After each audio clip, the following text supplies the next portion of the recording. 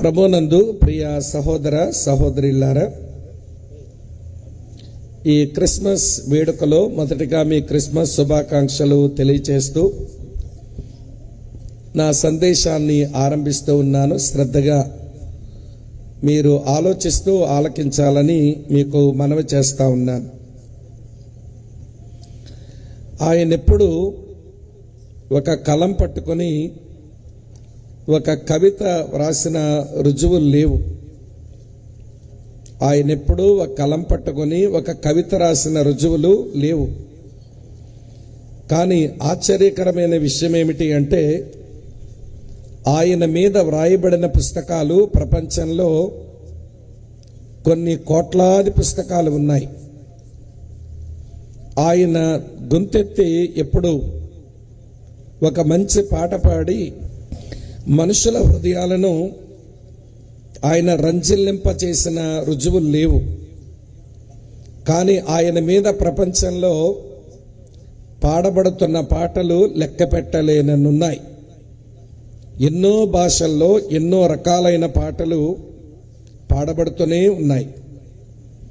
ఆయన ఎప్పుడు ఒక సంగీత వాయిద్యం చేతిలో పట్టుకొని వాయించి ఇతరులను సంతోషపెట్టిన రుజువులు కూడా లేవు. కానీ ఆయన మీద తయారవుతున్న పాటలకు వాయిద్య సహకారం అందించే నిమిత్తం ప్రపంచంలో ఎన్నో ఇలాంటి వాయిద్యాలు అవి కనిపెట్టబడుతూనే ఉంటున్నాయి. ఆయన చెప్పిన మాటల్ని తీసుకుని ప్రపంచంలో చాలా దేశాలు వారి దేశాలకు రాజ్యాంగాలు రాసుకున్నారు. అలాగని చెప్పి ఆయన ఒక రాజకీయ నాయకుడు కానే కాడు. నేను రాజకీయ నాయకుడునని ఆయన ఎప్పుడు తను తాను పరిచయం చేసుకోలేదు. సమాజం నుంచి వెలివేయబడి ఇక మాకిక బ్రతుకులేదు అని సమాజం చేత బహిష్కరించబడిన అనేకులను సమాజం లోపలికి తీసుకుని వచ్చి వారికంటూ ఒక బ్రతుకును ఇవ్వగలిగాడు.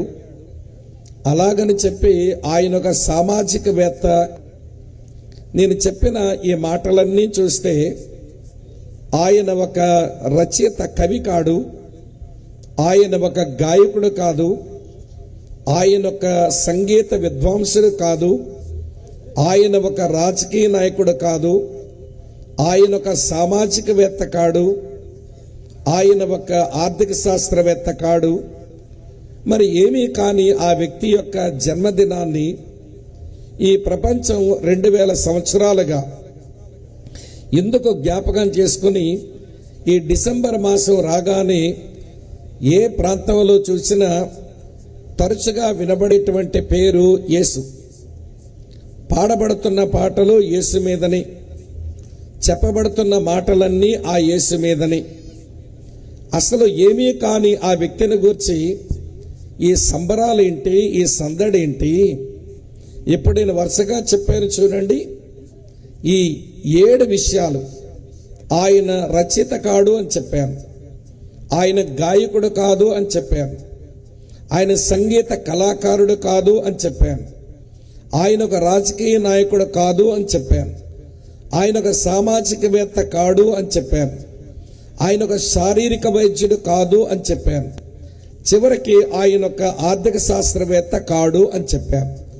మరి ఏమీ కాని ఆ వ్యక్తిని ప్రపంచం 2000 సంవత్సరాలుగా ఎందుకు మర్చిపోలేకుండా ఈ డిసెంబర్ మాసం రాగానే ఈ సంబరాలేంటి, ఈ సరదాలేమిటి, ఆయన మీద ఈ సందేశాలు చెప్పుకోవడం ఏంటి, ఏమిటి ఆయనకున్న విశేషం? ప్రియులారా, ఎవరెవరో ఏమేమో ఆయన మీద చెప్పారు. అవన్నీ పెద్ద ప్రామాణికంగా మనం ఎంచాల్సిన పని లేదు. కానీ ఆయన తన గురించి తాను నోరు తెరిచి చెప్పుకున్న ఒక మాట ఈ క్రిస్మస్ సందేశంగా నేను మీతో చెప్పాలనుకుంటున్నాను.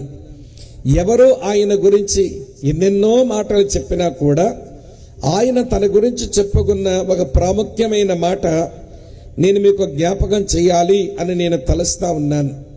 ఆ మాట యోహాను సువార్త అనే పుస్తకంలో 1వ అధ్యాయంలో 51వ వచనంలో ఇలా రాసి ఉంది. మరియు ఆయన అనగా యేసు, మీరు ఆకాశము తెరవబోటియు దేవుని దూతలు మనుష్య కుమారుని పైగా ఎక్కుటయు దిగుటయు చూతురని మీతో నిశ్చయముగా చెప్పుచున్నాను అనెను. ప్రియ సోదరి స్నేహితులారా, ఈ వచనంలో ఆయన తన గురించి తాను చెప్పుకున్న, నోరు తెరిచి చెప్పుకున్న మొదటి మాట ఇదే.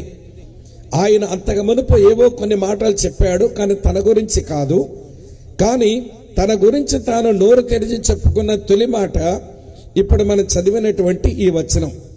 మీరు ఆకాశము తెరవబట్టియు ఈ మనుష్య కుమారుని పైగా దేవుని దూతలు ఎక్కుటయో దిగుటయో మీరు చూస్తారు అని అన్నాడు. ఏమి దీని అర్థం అంటే, నేను ఒక నిచ్చెన వంటి వాడను అని తానే చెప్పుకున్నాడు. యేసు తన గురించి తాను చెప్పుకున్న ఈ మొదటి మాటలో నేను ఒక నిచ్చెన లాంటి వాడిని అన్నాడు.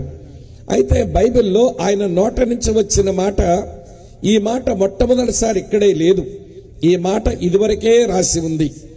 ఆదికాండం 28వ అధ్యాయం 12వ వచనంలో ఇలా మనం చదువుతాం. ఆదికాండం 28వ అధ్యాయం 12వ వచనం. అప్పుడతడు ఒక కలగనెను. ఆ కలలో ఒక నిచ్చెన భూమి మీద నిలుపబడి ఉండెను.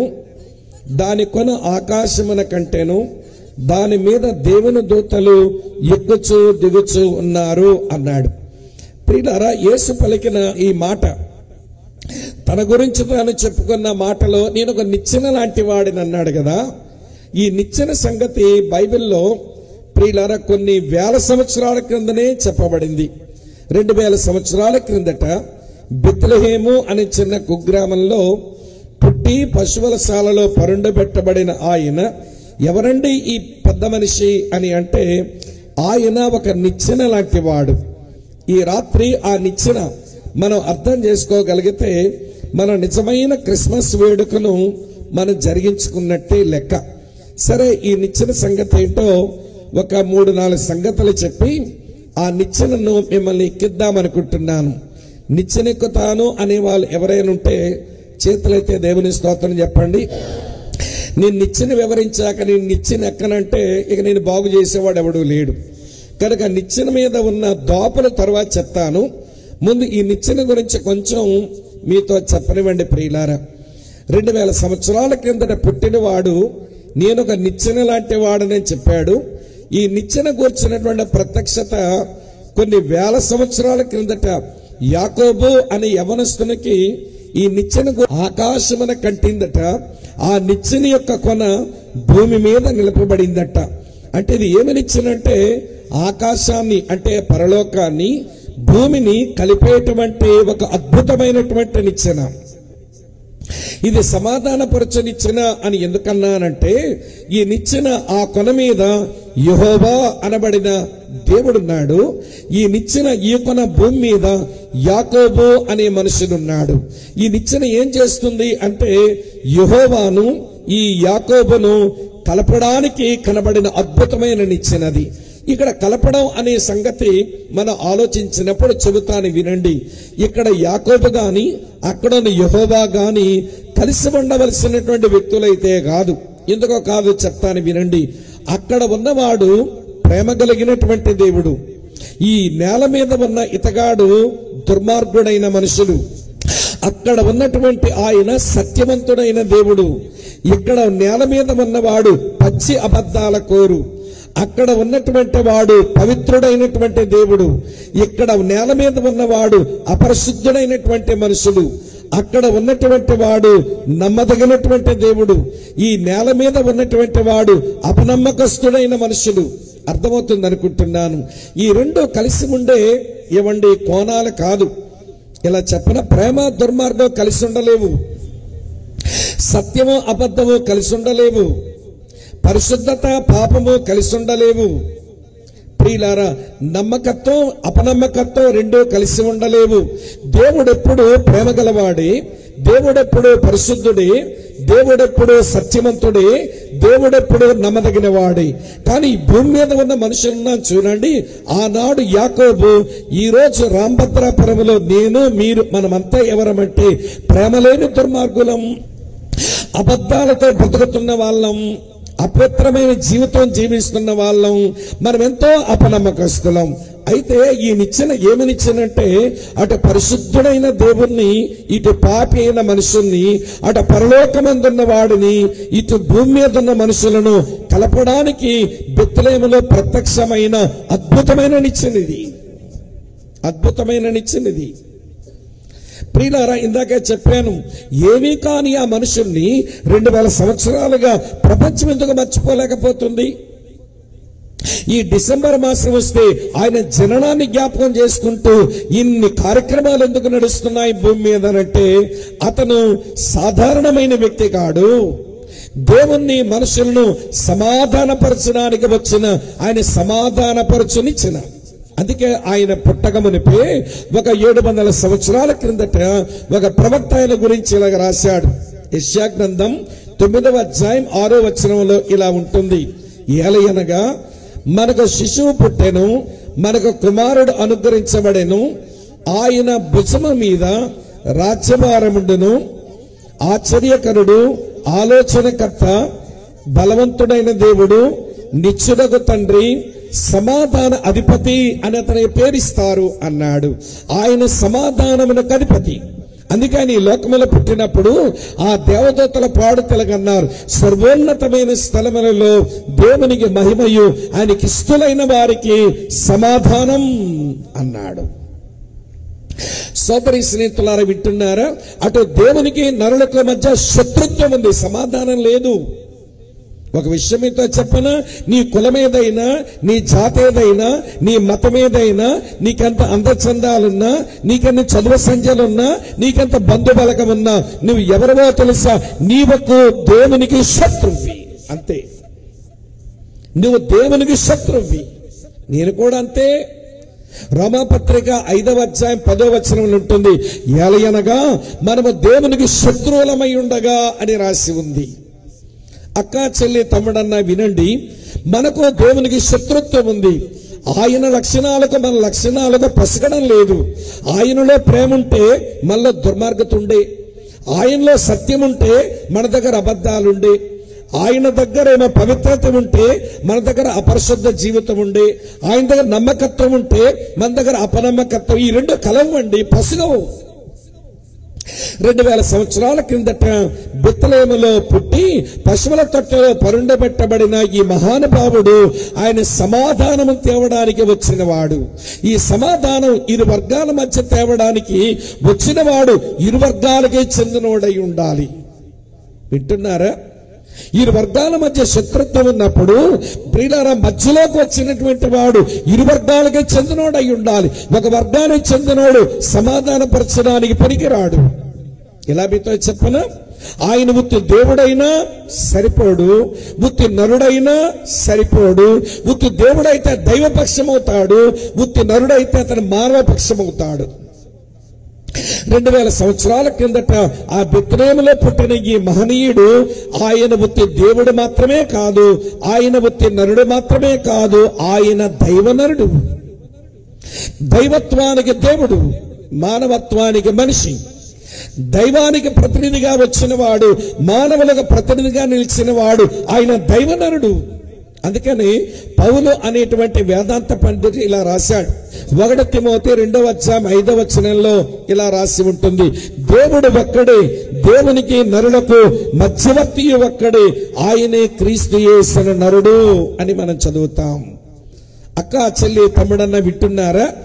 ఏమీ కాడు అన్నట్టుగా కనబడన ఈయన గురించి ఇంత సంబరాలు ఎందుకంటే ఆయన సామాన్యమైన వాడు కాదండి. ఇలా ఆ రచయితల వాళ్ళు ఎంతమంది ఉంటారు? అందరిలో ఈయన ఒకడు కాదు. వినండి, ఆయన ప్రత్యేకత ఆయనకుంది. గాయకులు చాలా మంది ఉంటారు, అందరిలో ఈయన ఒకడు కాదండి. సంగీత విద్వాంసులు చాలా మంది ఉంటారు, అందరిలో ఈయన ఒకడు కాదండి. రాజకీయ నాయకులు చాలా మంది ఉంటారు, అందరిలో ఈయన ఒకడు కాదండి. ఏమండి, సమాజవేత్తలు చాలా మంది ఉంటారు, అందరిలో ఈయన ఒకడు కాదండి. శరీరానికి జబ్బులు తగ్గించే వైద్యులు చాలా మంది ఉంటారు, ఈయన అందరిలో ఒకటి కాదండి. ఈయన ఆర్థిక శాస్త్రవేత్తలు చాలా మంది ఉంటారు ప్రపంచంలో, అందరిలో ఈయన ఒకటి కాదండి. అందరికీ ఈయన చాలా ప్రత్యేకముగా ఉన్నవాడు. అర్థమైతే నీకు ఆయన విశిష్టమైన వ్యక్తి అవుతాడు. అర్థం కాలేదు కాబట్టి ఆయనకు వివాదాస్పదమైన వ్యక్తి అయ్యాడు. ఈ రోజుల్లో ఆయన అర్థం చేసుకోవడానికి, ఇసుమంతైనా ఆలోచించడానికి, సమయాలు ఇవ్వడానికి మనసు లేక ఈయనేమో మతం పెట్టడానికి వచ్చాడు. ఏమండి, ఆయన సేవ చేసే వీళ్ళంతా మత మార్పిడిలు చేస్తారు. నీకు అసలు బుద్ధి ఏమైనా ఉంటే, నీవు ఆలోచించడానికి చురుకైన వాడవైతే చదువు, లేదా అన్వేషించు. దైవత్వం అంటే ఏంటో, యేసులో ఉన్న దైవత్వం ఏంటో అసలు ఆయన ఎవరో తెలుసుకోకుండా ఎవడో బుద్ధి లేనోడు అన్నాడు ఒక మాట. యేసుప్రభు అంటే మతం పెట్టడానికి వచ్చినోడు, యేసుప్రభు సేవకులంటే మత మార్పిడి చేసిన వాళ్ళు అని బుద్ధి లేకుండా మాట్లాడుతున్నారు ఈ రోజున భారతదేశంలో. వింటున్నారా మీరంతా? ఎవరండి ఈయన? అందరిలో ఒకటి కాదు. Jesus was a leader of reconciliation. ఆయన సమాధానపరచునిచ్చిన ఆయన. ఇక్కడ కూర్చున్నటువంటి చాలా మంది దేవుణ్ణి తండ్రి అని పిలిచేస్తున్నారు. ఏ హక్కు ఉందని పిలుస్తున్నారు దేవుని తండ్రిని? ఏ తమాషా దేవుడు అంటేను దేవుడు ఎవరో చెప్పనా? ఆయనే అన్నాడు నోరు తెరిచి, ఆకాశము నా సింహాసనం, ఈ భూమి నా పాదపీఠం. ఆ దేవుడు అన్నాడు, ఆయన మహాగణుడు, మహోన్నతుడు, పరిశుద్ధుడు, నిత్య నివాసి ఆయన. అదే దేవుని గురించి మరొక ఆయన అంటాడు, మనం ఎవరమూ సమీపింపరాని మహా తేజస్సులో ఆయన మాత్రమే వసించే అమరత్వము కలిగిన దేవుడు ఆయన. అటువంటి మహాదేవుణ్ణి తండ్రి అని ఇక్కడ చాలా మంది ఎట్లా పిలవగలుగుతున్నామనంటే, మా కొరకు సమాధానపరచడానికి వచ్చి మా సమాధానార్థమైన శిక్ష అంతా ఆయన భరించి మాకు సమాధానం ఇచ్చే నిచ్చెనైనాడు ఈ క్రిస్మస్ బాలుడు. దేవుని స్తోత్రం చెబుదామా? అర్థమవుతుందా నా భాష? అమ్మా వినండి, ఆయన సమాధానపరచు నిచ్చెన. Is a leader of reconciliation. ఇది మొదటి మాట. రెండో మాట చెప్తాను, నిచ్చెన వివరాలు చెప్తున్నాను. నిచ్చెనకి ఎక్కించలేదు మిమ్మల్ని, ముందు నిచ్చెన చూడండి, తర్వాత ఎక్కడం ఎలాగో నేర్పిస్తాను. ఎక్కుంటారో కింద పడతారో తర్వాత మీరు తెలుసుకుందరు కానీ. అమ్మా వింటున్నారు కదూ? రెండో సంగతి చెప్తాను. ఇది ఏమి నిచ్చెన అంటే, ఇది సమాధానపరచు నిచ్చెన. మొదటి మాట చెప్పాను. రెండో మాట చెప్తాను వినండి, ఈ నిచ్చెన సరిపోయిన నిచ్చెన. ఇది సరిపోయిన నిచ్చెన. ప్రియులారా, ఎవరికి సరిపోతుంది? ఎవరికి సరిపోతుంది అనంటే, సమాజం నుంచి వెలివేయబడ్డాడు, వాడికి వచ్చిన కుష్ఠరోగాన్ని బట్టి ఊరోళ్ళంతా బయటకు గెంటేశారు. ఊరి మధ్యలో ఉంటే నీ కుష్ఠరోగం మాకంటుతుంది అని ఆ రోజులో కుష్ఠరోగం అంటువ్యాధి గనక ఆ బయటే ఉంచితేను, ఆయన కొండ మీద ప్రసంగం చేసుకుని దిగ్గానే ఆ కుష్ఠరోగిలా అరుస్తున్నాడు, యేసు నీకిష్టమైతే నన్ను శుద్ధునిగా చెయ్యగలవు అని అంటే, ఆయన వచ్చి మరి వాడిని ముట్టుకొని వాడిని శుద్ధునిగా చేసినాడు. చేసి పో సమాజంలోనికి. వినండి ప్రియులారా, ఇక్కడ మంచి విషయం మీతో చెప్పను. ఆ కుష్ఠరోగేమో అపవిత్రుడు. ఆ అపవిత్రుడిని ఈ యేసు ముడితే యేసు అపవిత్రుడు అయ్యాడా, వాడు పరిశుద్ధుడయ్యాడా? అంటే వాడు పరిశుద్ధుడయ్యాడేమో గాని యేసు ప్రభువారి పరిశుద్ధతకి ఏమి డోకారాలా. ఈ రోజుల్లో కొంతమంది ఏమండి మడిగట్టుకొని తడి బట్టలతో కట్టుకొని వారు ఎవరైనా వచ్చారనుకోండి, అసుంటా పోరా, మమ్మల్ని తోగుతున్నావేంటి, మేము మైలు పడిపోతామంటున్నారు. అరే, ఒక అపరిశుద్ధుడు, ఒక చిన్న కులస్తుడు నేను తాకితే నువ్వు మైలు పడిపోతే నీ దగ్గర ఉన్న పరిశుద్ధత ఏం పరిశుద్ధత? వాళ్ళకాడు పరిశుద్ధత. నీవు ఒక అపరిశుద్ధుడిని తాకితే నీ పరిశుద్ధత డ్యామేజ్ అయిపోతే నీ దగ్గర ఉన్న పరిశుద్ధత ఏం పరిశుద్ధత? వాళ్ళకాడు కాకపోతేను. మీకు అర్థమయ్యేలా చెప్తాను. మాకు ఏమండి, నేను మా తాతగారి దగ్గర పెరిగా. మా తాతగారు అంటే మా అమ్మ తాలూకు అమ్మగారు, అమ్మ తాలూకు నాన్నగారు వాళ్ళ దగ్గర, ఆ ముసలోడి దగ్గర పెరిగా. వింటున్నారా? ఆ ముసలివాడు వారంలో ఒకసారి మాకు సంత జరిగేది మా ఊర్లో. ఆ సంతకు వెళ్ళి సరుకులు కొనడం నేర్చుకుంటానని కొంచెం పైసలు ఇచ్చి రాసుకో చీటీ అనేవాడు. మొత్తం అంతా చీటీ రాసేవాడిని. చీటీ రాసే సరుకులు వెళ్ళి కొని తేవాలి. సరే, సరుకులు కొని తెచ్చిన తర్వాత గడప మీద పెట్టే సరుకులన్నీ నువ్వు దొడ్డులోకి వెళ్ళి స్నానం చేసిరా అనేవాడు. ఏమి అనంటే, సంతలో ఎంతమంది నిన్ను ముట్టారో, నువ్వు మైలు పడ్డావురా, నువ్వు స్నానం చేసుకునిరా అనేవాడు లోపలికి. ఈ ముసలోడిని బట్టి ఒళ్ళు మండేది. ఎందుకంటే వేసవికాలం స్నానం చేయమంటే ఎన్నిసార్లైనా సరదాగా చేయొచ్చు కానీ చలికాలం కూడా సాయంత్రం స్నానం చేయమని, అది మాకు ఒళ్ళు మండేది. ఒకసారి ఒళ్ళు మండి చలికాలమే సరుకులన్నీ తెచ్చా. ముసలోడు అన్నాడు, పో దొడ్డులోకి వెళ్ళి స్నానం చేసిరా, సంతలో ఎవడెవడ తాకేవో అన్నాడు. నాకు ఆ చిన్న వయసులోనే నాకు తెలుసు, అది నేను 9th క్లాస్ చదువుతున్న సమయం. ఆ చిన్న వయసులోనే ముసలోడు తన్నాను, తాతగారు నేను మైలుపడ్డాను అన్నావు కదా, మరి నేను తెచ్చిన గోధుమ పిండి ఏమైందో, నేను తెచ్చిన మైదా పిండి ఏమైందో, నేను తెచ్చినటువంటి పంచదార ఏమైందో, దీనికి స్నానం చేయమంచమంటావా అన్నాను. ఏంటమ్మా, నేనేమో మైలు పడ్డానంట, నేను తెచ్చిన గోధుమ పిండి, నేను తెచ్చిన పంచదార మైలు పడలేదు, తూటికెళ్ళి లోపలికెళ్ళి వాడేసుకుంటాడంట. ఇది ఏమి లాజిక్ అండి? నేను ఎరుగుదను ప్రియులారా. కొంతమంది ఎవడి తడి బట్టలతో మడికట్టుకుని ఉన్న వాళ్ళు ఒక చిన్న కొలస్తుడు ఎదురైతే, ఒక అపిత్రుడు వాళ్ళ దృష్టిలో ఎదురైతే, పో అసట పోరా, నీ శార్థం పిండా కూడి పెట్ట, నాలంటి వాడి దగ్గరకు వచ్చేస్తున్నావా, మైలు పడిపోతానంటారు. ఒరే, ఒక అపరిశుద్ధుడు నీకు తగిలితే నువ్వు అపరిశుద్ధుడు అయిపోతే నీలో ఉన్న పరిశుద్ధత గొప్పతనం ఏంటి? నీ పరిశుద్ధత గొప్పదైతే ఒక అపరిశుద్ధుడు నేను తాకితే వాడు పరిశుద్ధుల వారేమో కానీ నీ పరిశుద్ధత డోకా అయిందంటే నీ పరిశుద్ధత ఓలకాడు పరిశుద్ధత.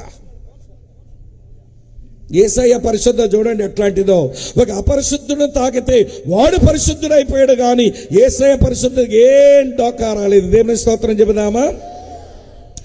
అలాగ వాడిని పరిశుద్ధునిగా చేసి పో లోపలికి, సమాజం మధ్యలోకి వెళ్ళి బతుకు, నీ భార్య బిడ్డలతో కలిసి జీవించు అంటే ఆయన ఎవరికి సరిపోయినోడు అయినాడంటే మీరండి సమాజం నుంచి వెలివేయబడిన కుష్ఠరోగికి సరిపోయిన వాడయ్యాడు. అమ్మా వింటున్నారా? ఒక ఆయన యేసుని గురించి ఆ నోట ఈ నోట విని ఆ యేసు ఎలా ఉంటాడో చూద్దామని ఓ చెట్టెక్కి కూర్చున్నాడట. అమ్మా వింటున్నారా? యేసయ్యను చూద్దాం చెట్టెక్కి కూర్చున్నాడు. కూర్చుంటే యేసు ఆ చెట్టు కిందకు వచ్చి, జక్కయ్య త్వరగా దిగు, నేడు నీ ఇంట ఉండవలసి ఉంది అంటే వాడు బరబరా కిందకి దిగినాడు. యేసయ్య వాడి ఇంటికి వెళ్ళగానే యేసు ప్రభువే నోరు తెరిచి చెప్పలేదండి. ఆయన ఇంటికి వెళ్ళగానే ఆ జక్కయ్య అనేవాడు అంటాడు, ప్రభువా నా ఆస్తిని మీ పేదలకు పంచుతాను, నేను ఎవరి దగ్గర అన్యాయంగా తీసుకున్నానో తిరిగి 4 చెల్లిస్తాను అన్నాడు. యేసయ్య అని చెప్పాడు, అని చెయ్యమని చెప్పలేదండి. మీకు ఆ విషయం చెప్పనా? వెలుగు ఒక మనిషి జీవితంలోనికి వస్తే చీకటి దానికదే పటాపంచలైపోద్ది. ఆ జక్కయ్య బ్రతుకులో ఉన్న చీకటిని చెదరగొట్టాడు. ఆయన వచ్చాడు నోరెత్తొక మాటల్లా. కానీ విడ్డూరమితో చెప్పనా, యేసయ్య అతని ఇంటికి వెళతానంటేను యేసు ప్రభువారు అతని ఇంటికి వెళుతుంటే ఊరోళ్ళంతా ఏమనుకున్నారు తెలుసా? ఇతను పాపి అయిన మనుషుని యొద్ద బస్ అయిపోతున్నాడేంటి అంటే సమాజం అంతటి చేత పాపి అనిపించుకున్న జక్కయ్య కూడా ఆయన సరిపోయిన వాడు అయ్యాడు. ఊరోళ్ళంతా పాపాత్ముడు అంటున్నారు, కానీ వానికి యేసు ప్రభువారు సరిపోయిన వాడయ్యాడు. అతని జీవితాన్నే మార్చంటాడు. ఇతడు నిజముగా అబ్రాహాము కుమారుడే, నేడు ఇతని ఇంటికి రక్షణ వచ్చి ఉన్నది అన్నాడు ప్రభు. అమ్మ అర్థమవుతుందని చెప్పే మాట. ఇంకా విషయం చెప్తాను వినండి. ఈ జక్కయ్యను కలుసుకోక మునిపే ఆ రోడ్డు పక్కన ఒకడు గుడ్డి భిక్షకుడు ఉన్నాడు. వాడు కూడా ఆ నోట ఈ నోట యేసు ప్రభు కార్యాలు, యేసు ప్రభు చెప్పిన బోధలు విని యేసు ప్రభు వెళ్తుంటే ఇట్లా అడిగాడు, యేసు దావీదు కుమారుడా నన్ను కనికరించవు అంటే వినండి ప్రియులారా, ఆయన వెనకాలని శిష్యులు అంటున్నారు, ఏ నోర్మై, ఊరికంత గట్టిగా అరుస్తావేంటి గుడ్డి భిక్షకుడా అని గదమాయిస్తున్నారు. కానీ వెళ్ళిపోతున్న యేసు, దావీదు కుమారుడా నన్ను కనికరించమంటే ఆ వాడి ముందు నిలబడిపోయాడు. యేసు ఎలాంటి వాడో తెలుసా? దేవా నువ్వు నన్ను దాటి వెళ్ళొద్దయ్యా అంటే నీ ముందు నిలిచే దేవుడు ఆయన. మీ దేశం తెలియక ఆయన వదులుకుంటున్నారు చాలా మంది. కానీ యేసు దావీదు కుమారుడా నన్ను కనికరించంటే నీ ముందు నిలిచి ఉండిపోయేవాడు. సరే నిలిచిన తర్వాత ఏం కావాలయ్యా నీకన్నాడు. నేను దృష్టి పొందాలనుకుంటున్నాను అన్నాడు. యేసయ్య నీ విశ్వాసం నేను స్వస్థపరచును లే అన్నాడు. వాడు లేచాడు. ఇక్కడ విషయం ఏంటో చెప్పనా? రోడ్డు మీద అడుక్కున్నోడేమో లే అన్నాడు, చెట్టుకి కూర్చున్న ధనవంతుడినేమో దిగో అన్నాడు. ఎవరిని లేపాలో యేసయ్యకు తెలుసు, ఎవరిని దించాలో కూడా యేసయ్యకు తెలుసు. లేపవలసిన అడుక్కునే వాడికి సరిపోయిన వాడే, దిగవలసిన ధనవంతుడికి సరిపోయిన వాడే. అంతెందుకండి, ఆయన సిలువలో మరణించిన వేళ ఆయన పక్కనే ఒక దొంగవాడు కూడా సిలువ మరణం పొందుతున్నాడు. యేసయ్య చేసిన ప్రార్థన, సిలువలో చేసిన ప్రార్థన విన్నాడు. ఏమంటే తండ్రి వీరేమి చేయుచున్నారో వీరు ఎరుగరు కనుక వీరిని క్షమించమనగానే, అరే ఎవరైనా దూషిస్తే తిరిగి దూషించేవాడిని నేను, ఎవరైనా శ్రమ పెడితే వారిని నా ఉసిరిమంట మీకు తగులుద్దరని బెదిరించేవాడిని నేను. ఇతను ఇంతమంది దూషిస్తే పల్లెత్తొక మాట అంటే ఏమిటి? ఇతన్ని ఇంతమంది శ్రమ పరిస్తే ఎవడని బెదిరించడేమిటి? మళ్ళీ తన బాధ పెట్టే వాళ్ళ గురించి, తండ్రి వీరేమి చేయుచున్నారు వీరు ఎరుగరు గనక వీరు క్షమించు అంటున్నాడనంటే ఈయన ఖచ్చితంగా మనలాంటోడు కాదని ఆ దొంగడికి అర్థమైపోయిందండి. వాడు చచ్చే ముందు యేసయ్య అంటాడు, యేసు నువ్వు నీ రాజ్యముతో వచ్చినప్పుడు నన్ను జ్ఞాపకం చేసుకోవంటే యేసయ్య అన్నాడు, నేడే నీవు నాతో కూడా పరదేశులుంటావు అన్నాడు. ఇదెందుకు చెప్పానంటే చావక ముందు పశ్చాత్తాపడిన దొంగకు సరిపోయిన వాడు. అంతెందుకండి, ఆయన రోడ్డు మీద వెళ్ళిపోతుంటే ఒక ధనవంతుడు అధికారి, వినండి ప్రియులారా, ఒక యవనస్తుడు వచ్చి యేసు నిత్యజీవం పొందాలంటే నన్ను ఏం చేయమంటావు అని అడిగితే రోడ్డు మీదే నిలబడి, ఒరే బాబు, భూమి మీద మనిషి జీవితం శాశ్వతం కాదు, మన్నేని శరీరం అది మట్టికి వెళ్ళవలసిందే, ఆత్మ దేవుని దగ్గరే వెళ్ళాలి అంటే ఇవన్నీ పనులు చెయ్యాలి అని, చివరికి నీ కూడా కొదువుగా ఉంది పని చెయ్యని చెప్పి అతనికి సమీపానికి వెళ్ళాడు. యేసు ఎవరికి సరిపోయినోడు చెప్పండి? ఆయన అందరికీ సరిపోయిన వాడు, ధనవంతుడికి సరిపోయిన వాడు, రోడ్డు మీద ఉన్న దరిద్రుడికి సరిపోయిన వాడు, అందరి చేత పాపనిపించుకున్న సరిపోయిన వాడు, అందరి చేత బహిష్కరించబడిన వారికి సరిపోయిన వాడు. అందుకే మేము ప్రభువుని ఆరాధించినప్పుడు ఒక మంచి పాట పాడుకుంటాం, మేము సరిపోయిన వాడవయ్యా యేసు మాకందరికి, పరిశుద్ధ దేవుడవయ్యా చేరాము నీ దరికి. అన్నదమ్ములారా, అక్కచెల్లులారా, వినండి, ఏమినిచ్చినా ఈయనిచ్చినంటే ఇది అందరికీ సరిపోయే నిచ్చిన. ధనవంతులు సరిపోతుంది, దరిద్రులు సరిపోతుంది, పాపులకు సరిపోతుంది, పరిశుద్ధులకు సరిపోతుంది, సమాజం నుంచి వెలివేయబడిన వాళ్ళకి సరిపోతుంది, సమాజంలో చెడ్డ పేరున్నోడికి సరిపోతుంది. ఎవరికైనా యేసు సరిపోయినవాడు, ఈయన సరిపోయినవాడు. 2000 సంవత్సరాల కిందట బెత్లెహేములో పశువుల శాలలో పరుండబెట్టబడిన ఆయన సరిపోయిన నిచ్చెన. అమ్మ, అర్థమవుతుందా? ఇది రెండో సంగతి. ఈ నిచ్చెన వివరాలు ఇంకోటి చెప్తాను. ఇది ఏమి నిచ్చెన అంటే, అమ్మ వింటున్నారా, ఇది సరైన నిచ్చెన, లేడర్ ఆఫ్ రిలయబిలిటీ. ఇది ఇవాళ సరైన నిచ్చెన. మనుషులు పరలోకం చేరడానికి బోల్డ నిచ్చెనలు వేస్తున్నారండి. అమ్మ వింటున్నారు కదూ? మనుషులకు అందరికీ ఏదో రోజు చస్తాము, చచ్చాక మన్నేని శరీరం అది మట్టికి పోతుంది, మా ఆత్మ దేవుని దగ్గరికి పోవాలి, యుగ యుగాలు పరలోకములో ఉండాలి, నరక బాధలు తప్పించబడాలని మనిషిగా పుట్టిన ప్రతి వాడికి ఎక్కడో ఒక దగ్గర లోపల ఉంటుంది. అసలు ఈ ఆలోచన నీ లోపల లేకపోతే నువ్వు మనిషివైతే అయ్యావు కానీ పశువు బతుకుతున్నావు అన్నమాట. కొంతమంది పశువులు ఉంటారండి, ఇదే జీవితం శాశ్వతం అనుకుంటారు, ఆలోచించరు వీళ్ళు. నేను లేచి థింకర్స్ అంటున్నాను, ఆలోచించడం సోమరులు అనుకుంటారు. ఇదే జీవితం, తిందాం, తాగుదాం, సుఖించుదాం. ఒరే ఒరే ఒరే ఒరే ఒరే, నువ్వు ఎంతటి వాడివైనా ఒకరోజు చచ్చేదైతే ఖాయం కదా. అసలు కరోనా వచ్చి దేవుడు ఒరే చావు అందరికి ఎలా వస్తుందో దేవుడు అద్భుతంగా చూపించాడండి. మీకు విడ్డూరమైన విషయం చెప్తాను, మీరు ఆలోచించి వినండి. మీరు మన ఇంట్లో మనం పెంచుకున్న కుక్క పిల్ల కరోనా వైరస్ ఉన్న గాలి మనం ఏదైతే పీల్చామో మన కుక్క పిల్ల కూడా అదే గాలి పీల్చింది. కుక్క చచ్చిందా? కరోనా వైరస్ గాలి పీల్చుకొని ఒక కుక్క మరణించింది కరోనా వచ్చి అని. కుక్కలని క్వారంటైన్లో పెట్టండి అని పేపర్లు వచ్చిందా అండి? కుక్క చావలా. మన ఇంట్లో ఏమన్నా మనం పెంచుకున్న కోడి, వింటున్నారా, మనం పీల్చిన కరోనా వైరస్ ఉన్న గాలి పీల్చింది. పేపర్లో కానీ టీవీలో కానీ కరోనా వైరస్ గుండా గాలి పీల్చుకున్న కోళ్ళు చచ్చినాయి అని న్యూస్ ఏమైనా చదివారా మీరు? కుక్క చావలేదు, కోడి చావలేదు.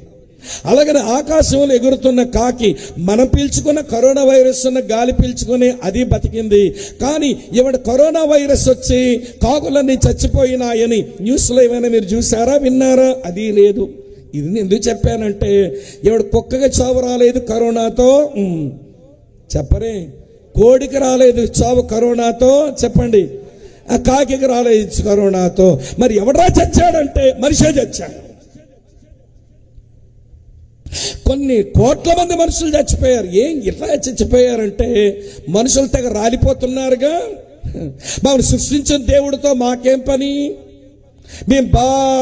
మేము తెలివైన వాళ్ళమయ్యాము, మందులు కనిపెట్టాము, మేము మందులు వేసుకుంటాము, మా ఆరోగ్యం మేము కాపాడుకోగలము. మాకు దేవునితో మా పని ఏంటండి? మా వ్యాపారాలు మేము చేసుకోగలము, మా డబ్బు మేము సంపాదించుకోగలము, దేవునితో మాకేం పనండి? మాకు వింటున్న ఎముక మీద కొంచెం కండ కట్టింది, మా కండ కావరం ఎక్కువ, దేవునితో మాకేం పనని బోర విరుచుకుంటూ నడిచినారండి కొంతమంది. కరోనా కలిస్తే కాష్టంలో కనబడ్డారు. కరోనా కలిసి ఎక్కడ కనబడ్డారు? వీళ్ళంతా కాష్టంలో కనబడ్డారండి. ఇదంతా మీకు ఎందుకు చెప్పానో తెలుసా అండి ప్రియులారా? వినండి ప్రియులారా, ఈరోజు మనుషులు దేవునితో మాకేం పనండి, ఆయన అవసరం ఏముందని రాలిపోయిన కారణం చేత దేవుడు మళ్ళీ పంచపాఠం నేర్పించాడు. అయినా మనుషుల బుద్ధి రాలా. ఇన్ని చావులు చూచిన మరణం అనేది వస్తుంది, దాని తరువాత బ్రతుకుంటది, దీని గురించి ఆలోచించాలి అనే ఆలోచన లేకుండా మళ్ళీ మనుషులు బతకడం మొదలు పెట్టారు. మళ్ళీ మనుషులు ఆలోచించే స్థాయికి రావాలంటే మరొక తెగులు ఈ ప్రపంచం మీదకి రావడం అవసరమా అనిపిస్తుంది నాకైతే. మెట్టుకు చావైతే ఒకసారి వస్తుంది, దాని తరువాత ఒక మనుగడ ఉంటుంది. దాని కొరకు నేను పరలోకం చేరేదానికి నేను ఒక నిచ్చెన వేసుకుంటున్నానని చాలా మంది బోళ్ళ నిచ్చెనలు వేసుకున్నారు. ఆదికాండం 11వ అధ్యాయంలో నిమ్రోదు అనే మనుషుడు ఆకాశానికి ఒక నిచ్చెన తయారు చేస్తున్నాడు, గోపురం కడుతున్నాడు. వెళ్ళిపోదాం దేవుని దగ్గర. కానీ నిచ్చెన విరిగింది, మనుషులు చెల్లాచెదరైనారు, వారి భాషలు తారుమారైపోయాయి. మనుషులు వేసుకున్న నిచ్చెన దేవుని యొద్దకు మనల్ని చేర్చలేదు. అలాగనే కొంతమంది నేను దాన ధర్మాలు చేస్తానండి, నేను కొంచెం ప్రార్థనలు వ్రతాలు చేస్తానండి, నేను దేవుని దారికి నా శక్తి చేత, నా జ్ఞానము చేత, నా నిష్ఠ చేత, నా యథార్థ చేత నేను వెళ్ళిపోతానండి దేవుని దగ్గరకు అనుకుంటున్నారు. నువ్వు వేసిన నిచ్చెన అది ఎంత గట్టిదైనా అక్కడ వరకు చేరేటంత పొడవు దానికి లేదు. నువ్వు వేసిన నిచ్చెన అక్కడ చేరేటంత పొడవైన నిచ్చెన కాదు. అమ్మ వింటున్నారా? 2000 సంవత్సరాల కిందట ఆ బెత్లెహేములో పుట్టిన ఈ పిల్లగాడు 2000 సంవత్సరాలుగా ప్రపంచమంతా ఆయన గురించి ఇలాంటి వేడుకలు చేయడానికి గల కారణం ఆయన సరైన నిచ్చెన. ఇది ఎంత పొడవు ఉందంటే ఈ నిచ్చెన నిత్యత్వ భూతకాలం నుంచి నిత్యత్వ భవిష్యత్తు వరకు, శాశ్వత కాలం నుంచి శాశ్వత కాలం వరకు ఉండేటువంటి పొడవాటి నిచ్చెన యేసు ప్రభు. ఆయనంత పొడవు ఎవడికే లేదు. మధ్యలో మనుషులతో పుట్టిన వాళ్ళు బోళ్ళంతమంది ఉంటారు. వీళ్ళేమి నిచ్చెనలు, మనుషులు తయారు చేసే నిచ్చెన, అక్కడ చేర్చే నిచ్చెనలు కాదు, దానికి అంత పొడవ లేదు. అమ్మ వింటున్నారా? ఈయన సరిపోయిన నిచ్చెన, ఈయన సరైన నిచ్చెన. ఇంకో సంగతి మీతో చెప్పనా? వినండి, ఇది సహాయాలు అందించు నిచ్చెన, లేడర్ ఆఫ్ రిసోర్స్. ఇది సహాయాలు అందించు నిచ్చెన. ఎందుకు అన్నానంటే ఆ మాట వినండి ప్రియమైన స్నేహితులారా. ఆ నిచ్చెన మీదుగా దేవదూతలు ఎక్కుతున్నారంట, చెప్పరే. దేవదూతలు దిగుతున్న ఏం పని వాళ్ళకి? దిగడం ఎక్కడం ఎందుకనంటే ఆ నిచ్చెన మీదుగా మనుషులు సహాయం చేయడానికి వస్తారు, ఆ నిచ్చెన మీదుగా మళ్ళీ దేవుని దగ్గర చేరుతారు దేవదూతలు. హెబ్రీ 1:14 అదే రాసి ఉంది. వీరందరూ అనగా దేవదూతలందరూ రక్షణ అని స్వాస్యం పొందే వారికి పరిచర్య చేయుటకు దేవుని చేత నియమించబడిన సేవకులు కారా? దేవదూతలు మనకి సేవకులు. దేవతలు దండం పెడతారు ఇంద బాబు. దేవదూతలు మనుషులకు సేవ చేయడానికి దేవుడు పెట్టిన వాళ్ళు. మనకేం మాయిదారు రోగమో కానీ మనకు సేవ చేసే వాళ్ళకి మనం దండం పెడుతుంటాం. మనం ఎవరికి దండ పెట్టాలో ఆయన వదిలేసి మనకు సేవ చేయడానికి దేవుడు ఉంచిన వాటికి దండ పెట్టి బతకడం అలవాటు అయిపోయింది. మనదంతా ఉల్టా బతికేగా, మన జీవితాలని ఉల్టాయే కదా. అందుకని మనకు సేవ చేయడానికి దేవుడు ఉంచిన దేవదూతలు పూజించడం మొదలు పెట్టేస్తున్నారు మనుషులు. ఇలా మీతో చెప్తాను వినండి. దేవదూతలు ఎలా సేవ చేస్తారంటే 34వ కీర్తన 7వ వచనంలో దావీదులకు అన్నాడు, యెహోవా యందు భయభక్తులు గలవారి చుట్టూ యెహోవా దూత ఎట్లుంటుండాట, కావలివానుకుంటా. ఆయన దూతలతో తన పిల్లలను కాపాడతాడంట. మన శ్రీకాకుళం విజయనగరం జిల్లాలో మన వాళ్ళు ఏమనుకోకండి, ఎప్పుడైనా బయటికి వెళ్తున్నప్పుడు, ప్రయాణం చేయబోతున్నప్పుడు, ప్రార్థన చేస్తున్నప్పుడు ఈ పదం పలకడం బాగా విన్నాను నేను. ఇటు విజయనగరం జిల్లా నేను ఎరుగుదును, అటు శ్రీకాకుళం జిల్లా కూడా ఎరుగుదును. మన వాళ్ళు ఎక్కడైనా ప్రయాణానికి వెళ్లే ముందు వీళ్ళ ప్రేయర్లో ఏముంటుందంటే, ప్రభువా బయటికి వెళ్తున్నాను నాయన, నీ బంగారు దూతల్ని కాపలా పెట్టు నాయన. ఏం దూతలు అంటమ్మా? గట్టిగా చెప్పండి, ఏం దూతలు? నాకు ఈ రోజుకి అర్థం కాని విషయం ఏంటంటే, దేవుని దగ్గర బంగారు దూతలు, వెండి దూతలు, రాగి దూతలు, మట్టి దూతలు, రాయి దూతలు, కర్ర దూతలు, కంచు దూతలు ఉంటారండి. దూతలంటే స్పిరిట్ బీయింగ్స్ కదా, ఆత్మలే కదా. దాన్ని బంగారు దూతలు అంటారేంటో మీ 2 జిల్లాల్లో. పోని దూతలు గౌరవించన్నారేమో అనుకుందాం. పోని దూతలు కొంచెం గౌరవించి బంగారు దూతలు అన్నారులే అనుకుందాం కొద్దిసేపు. ఇప్పుడు రోడ్డు మీదకి వెళ్ళారండి, బాగా వినండి. ప్రార్థన చేసుకున్నారు కదా, ఎవరిని కాపలా పెట్టమన్నారు? బంగారు దూతల్ని. రోడ్డు మీదకి వెళ్ళారండి, ఏ లారీయో ఏ బస్సో ఏ స్కూటరో ఏ కారో తగిలినట్లుగా జుమ్మని వెళ్ళిపోయింది పక్క నుంచి. యాక్సిడెంట్ అవ్వాల్సిందే, కానీ కాపాడబడ్డావు. అప్పుడు వెంటనే తలపైకి పెట్టి, దేవా నేను ఇంట్లో ప్రార్థన చేశాను, బంగారు దూతలు కాపలా పెట్టమని, ఎంత బాగా కాపాడినావో నీకు స్తోత్రం అని రోడ్డు మీద అంటారండి మీరు అనరు. మీరేమంటారో చెప్పనా? షర్టకి ఉన్న మొదటి బొత్తా తీసి అమ్మయ్యా, అదేంటి మరి దేవుడు తన దూతలతో కాపాడినందుకు మీరు దేవునికి స్తుతులు చెల్లించడం మానేసి గుండె మీద ఉమ్ములు ఎందుకు వేసుకుంటున్నారో చెప్పనా మీకు? అది గుద్ది నేను అలాగా చావలేదు, ఇప్పుడు గుండె స్పీడ్గా కొట్టుకుంటుంది, ఇప్పుడు తడెట్టకపోతే చచ్చిపోతానని భయం నీకు. గుండె మీద తడిపోసేస్తుంటావు, నోట్లో ఉన్న చెత్త దుమ్మంతా మొత్తం ఉమ్మంతా పడేస్తున్నావు గుండె మీద. అక్కా చెల్లి తమ్ముడన వినండి, దేవుడు తన దూతల చేత తన పిల్లలను కాపాడడానికి యేసు ద్వారా దేవదూతల పరిచర్య నీకు, యేసు ద్వారా నీకు దేవదూతల పరిచర్య. ఈ పరిచర్య ఉందని ఎలీషా దగ్గర పనిచేస్తున్న ఆయన శిష్యుడికే ఒకరోజు తెలియలా. అప్పుడు వచ్చన్నాడు, గురువుగారు ఏంటా సిరియన్లు వచ్చి మన మీద పడేలాగున్నారు, మనం చచ్చిపోయేలాగున్నామనంటే ఎలీషా వినడిపోయారు ఎంతో నెమ్మదితో, దేవా నువ్వు మా చుట్టూ ఉంచినటువంటి నీ దూతల కాపుదల వీడు చూచినట్లుగా వీడు కన్నులు తెరవ్వా అని ప్రార్థన చేశాడు. వాడు చూసేసరికి దేవుడు తన దూతల కాపుదలు ఎంత గట్టిగా ఇచ్చాడో అర్థమై ప్రియులారా వాడి జీవితంలో తన్మయమైపోయినాడు.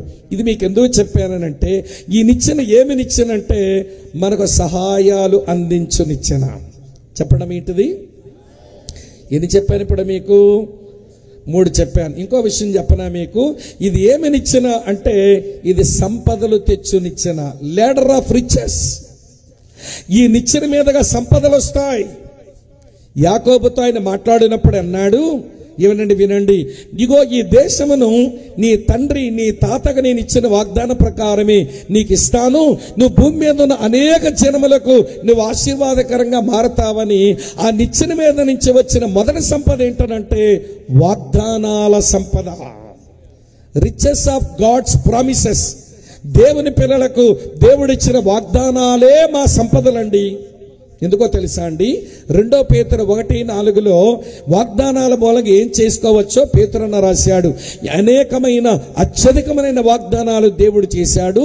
ఈ వాగ్దానాల మూలముగా ఈ లోకములో ఉన్న భ్రష్టత్వాన్ని తప్పించుకొని కోబతో నేను నీకు ఇచ్చిన వాగ్దానం నెరవేర్చే వరకు నేను నిన్ను విడువను ఎడబాయనన్నాడు. అంటే ఇది ఏం ఆశీర్వాదమో చెప్తాను వినండి. ఐశ్వర్యం అంటే దేవుని సన్నిధి ఐశ్వర్యం, నీతోనే ఉంటా. వాగ్దానాల ఐశ్వర్యం, కాపుదల ఐశ్వర్యం, అలాగనే సన్నిధి ఐశ్వర్యం. Riches of his presence, riches of his protection, riches of his promises. ఈ 3 ఐశ్వర్యాలు యేసు ప్రభు ద్వారా మానవ జాతికి సంప్రాప్తమవుతున్నాయి. ఇన్ని ఆశీర్వాదాలు యేసు ద్వారా నీకు అందుబాటులో ఉంటే ఆశీర్వాదం పొంది ఐశ్వర్యవంతుడు అవ్వడం మానేసి, ఆధ్యాత్మిక ఐశ్వర్యవంతుడు అవ్వడం మానేసి, ఆయన ద్వారా అయ్యా ఐశ్వర్యం ఉందిరా బాబు నీకు, ఆయన వాగ్దానాలే నీకు ఐశ్వర్యం, ఆయన కాపుదలే నీకు ఐశ్వర్యం, ఆయన సన్నిధే నీకు ఐశ్వర్యం. ఐశ్వర్యతుడు ఆధ్యాత్మికంగా అంటే మేము బికారి బతుకుతాం. అమ్మా మాదా కవలం తల్లే కొంచెం ముష్టి పెట్టమ్మా అని ముష్టి బతకడమే అలవాటైంది మనుషులకి. ఏమనుకోకండి ఇలా చెప్పానని. ఈ నిచ్చెనలోంచి సంపదలు దొరుకుతాయి. అది ఎరిగిన వారు ఆయన దగ్గర పరిగెత్తుకుని వస్తారు. అది అర్థం చేసుకోలేని వారు ఆయన వ్యతిరేకంగా నిలబడతారు. నిలబడవు. చివరికి నీ గతేమవుతుందో చివరిలో నీకు తెలుస్తుంది. చివరికి మన బ్రతుకులేమవుతాయో చివరిలోనే తెలుస్తాయి. ప్రేమతో ఈ రాత్రి వేళ ఈ క్రిస్మస్ సందేశంలో ఎవరండి పుట్టినారని, ఆయన రాజకీయ నాయకుడా కాదంటివే, ఆయన ఒక సోషల్ వర్కరా కాదంటివే, ఆయన ఎకనమిస్టా కాదంటివే, ఆయన ఫిజిషియనా కాదంటవే, ఒక మ్యూజిషియనా కాదంటవే, ఒక సింగరా కాదంటవే, ఒక ఆథరా కాదంటవే, ఏమీ కాని ఆ మనిషికి ఏమిటండి పుట్టినరోజు వేడుకలంటే ఆయన ఏమీ కాకపోయినా ఆయన ఏమై ఉండాలో అదే అయ్యున్నాడు. ఆయన నిచ్చెన లాంటివాడు. అమ్మ వింటున్నారు కదూ? ఆయన నిచ్చెన లాంటివాడు. 4 విషయాలు మీతో చెప్పాను. ఆయన సమాధానపరచు నిచ్చెన. ఒకటి, రెండవది ఆయన సరిపోయిననిచ్చిన 2. మూడవ మాట ఆయన వింటున్న సరిపోయిననిచ్చినతో పాటు సరైననిచ్చిన 3. వినండి ప్రియమైన మిత్రులారా, ఆయన సంపదలు తెచ్చిననిచ్చిన 4. అటువంటి నిచ్చెన పుట్టినాడని ఆయనే చెప్పుకున్నాడు. నేనేమి నా సొంత వేదాంతం చెప్పడం లేదు, ఆయనే చెప్పాడు. నా గురించి నేను పలుకున్న మొదటి మాట ఇదే. నా గురించి ప్రవక్తలు చాలా విషయాలు చెప్పారు, నా గురించి యాజకులు చాలా మాటలు చెప్పారు, నా గురించి రాజులు చాలా మాటలు చెప్పారు, నా గురించి మీ పితరులు నా గురించి చాలా మాటలు చెప్పారు.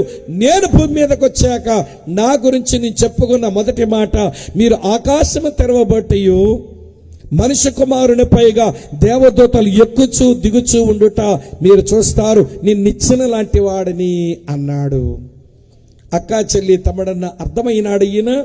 ఎందుకండి ప్రపంచం మర్చిపోలేకపోతుందంటే మాకు దేవునితో సమాధానం తెచ్చాడండి, ఆయన మాకు సరిపోయిన వాడు అయినాడండి, ఆయనే మాకు సరైనోడు అయినాడండి, ఆయన వల్ల మాకు సంపదలు అనుగ్రహించబడ్డాయండి. ఆయన మేము ఎట్లా మర్చిపోతామండి? ఆయన మేము ఎట్లా మర్చిపోతాము? అయితే ప్రియుల నిచ్చెన మీకు అర్థమైతే, ఈ నిచ్చెన కొన్ని మెట్లున్నాయి. ఎక్కుతారో లేక నిచ్చెన నుంచి పారిపోతారు, ఇక మీ ఇష్టం. ఎక్కుతామని ఇష్టం ఉంటే ఈ నిచ్చెనకు కొన్ని మెట్లున్నాయి. ఏ నిచ్చెనకైనా దాపులుంటాయిగా. దాపులు లేని నిచ్చెన ఏముంటుంది చెప్పండి? దాపులు లేని దాని స్టెప్స్ లేని దాన్ని మనం లేడర్ అనం, నిచ్చెన అనం. ఈ నిచ్చెనకు మరి అద్భుతమైన మెట్లున్నాయండి. చదువుతున్నాను చూడండి. మొదటి మెట్టు అమ్మ నిచ్చెన ఏంటో 4 సంగతులు చెప్పాను. 2000 సంవత్సరాల కిందట బెత్లెహేములో పుట్టిన ఈ పిల్లాడు మనందరి కొరకు పుట్టిన నిచ్చెన వంటి వాడు. పరలోకానికి భూలోకానికి వేయబడిన మహా అద్భుతమైన నిచ్చెన. ఇది కృపా నిచ్చెన. నీ శక్తి వల్ల వేయబడలేదు ఈ నిచ్చెన, నీ కులమును బట్టి వేయబడలేదు ఈ నిచ్చెన, నీ జ్ఞానాన్ని బట్టి వేయబడలేదు ఈ నిచ్చెన, నీ చదువును బట్టి వేయబడలేదు ఈ నిచ్చెన, నీ బంధుబలగాన్ని బట్టి వేయబడలేదు ఈ నిచ్చెన. దేవుడు కృపచేత వేసిన ఇది కృపానిచ్చెన. కాబట్టి ప్రియులారా, దీనికి కొన్ని అద్భుతమైన మెట్లున్నాయి. మెట్టెక్కండి, మెట్టు మించి పై మెట్టుకు పొండి, కింద పడిపోకండి. చూపిస్తాను చూడండి ఈ నిచ్చెనకి ఎలాంటి మెట్లున్నాయో.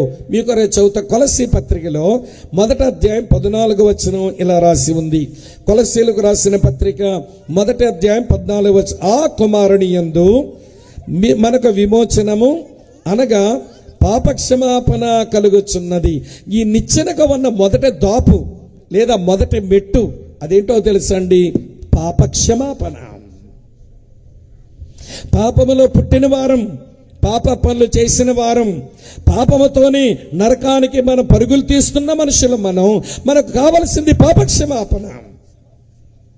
మేము పాపులమని క్రైస్తవులు చెబుతుంటే ఒళ్ళు మండిపోతుంది కానీ కొంతమందికి, మరి నువ్వు పాపులను నువ్వు ఒప్పుకోవడం లేదా?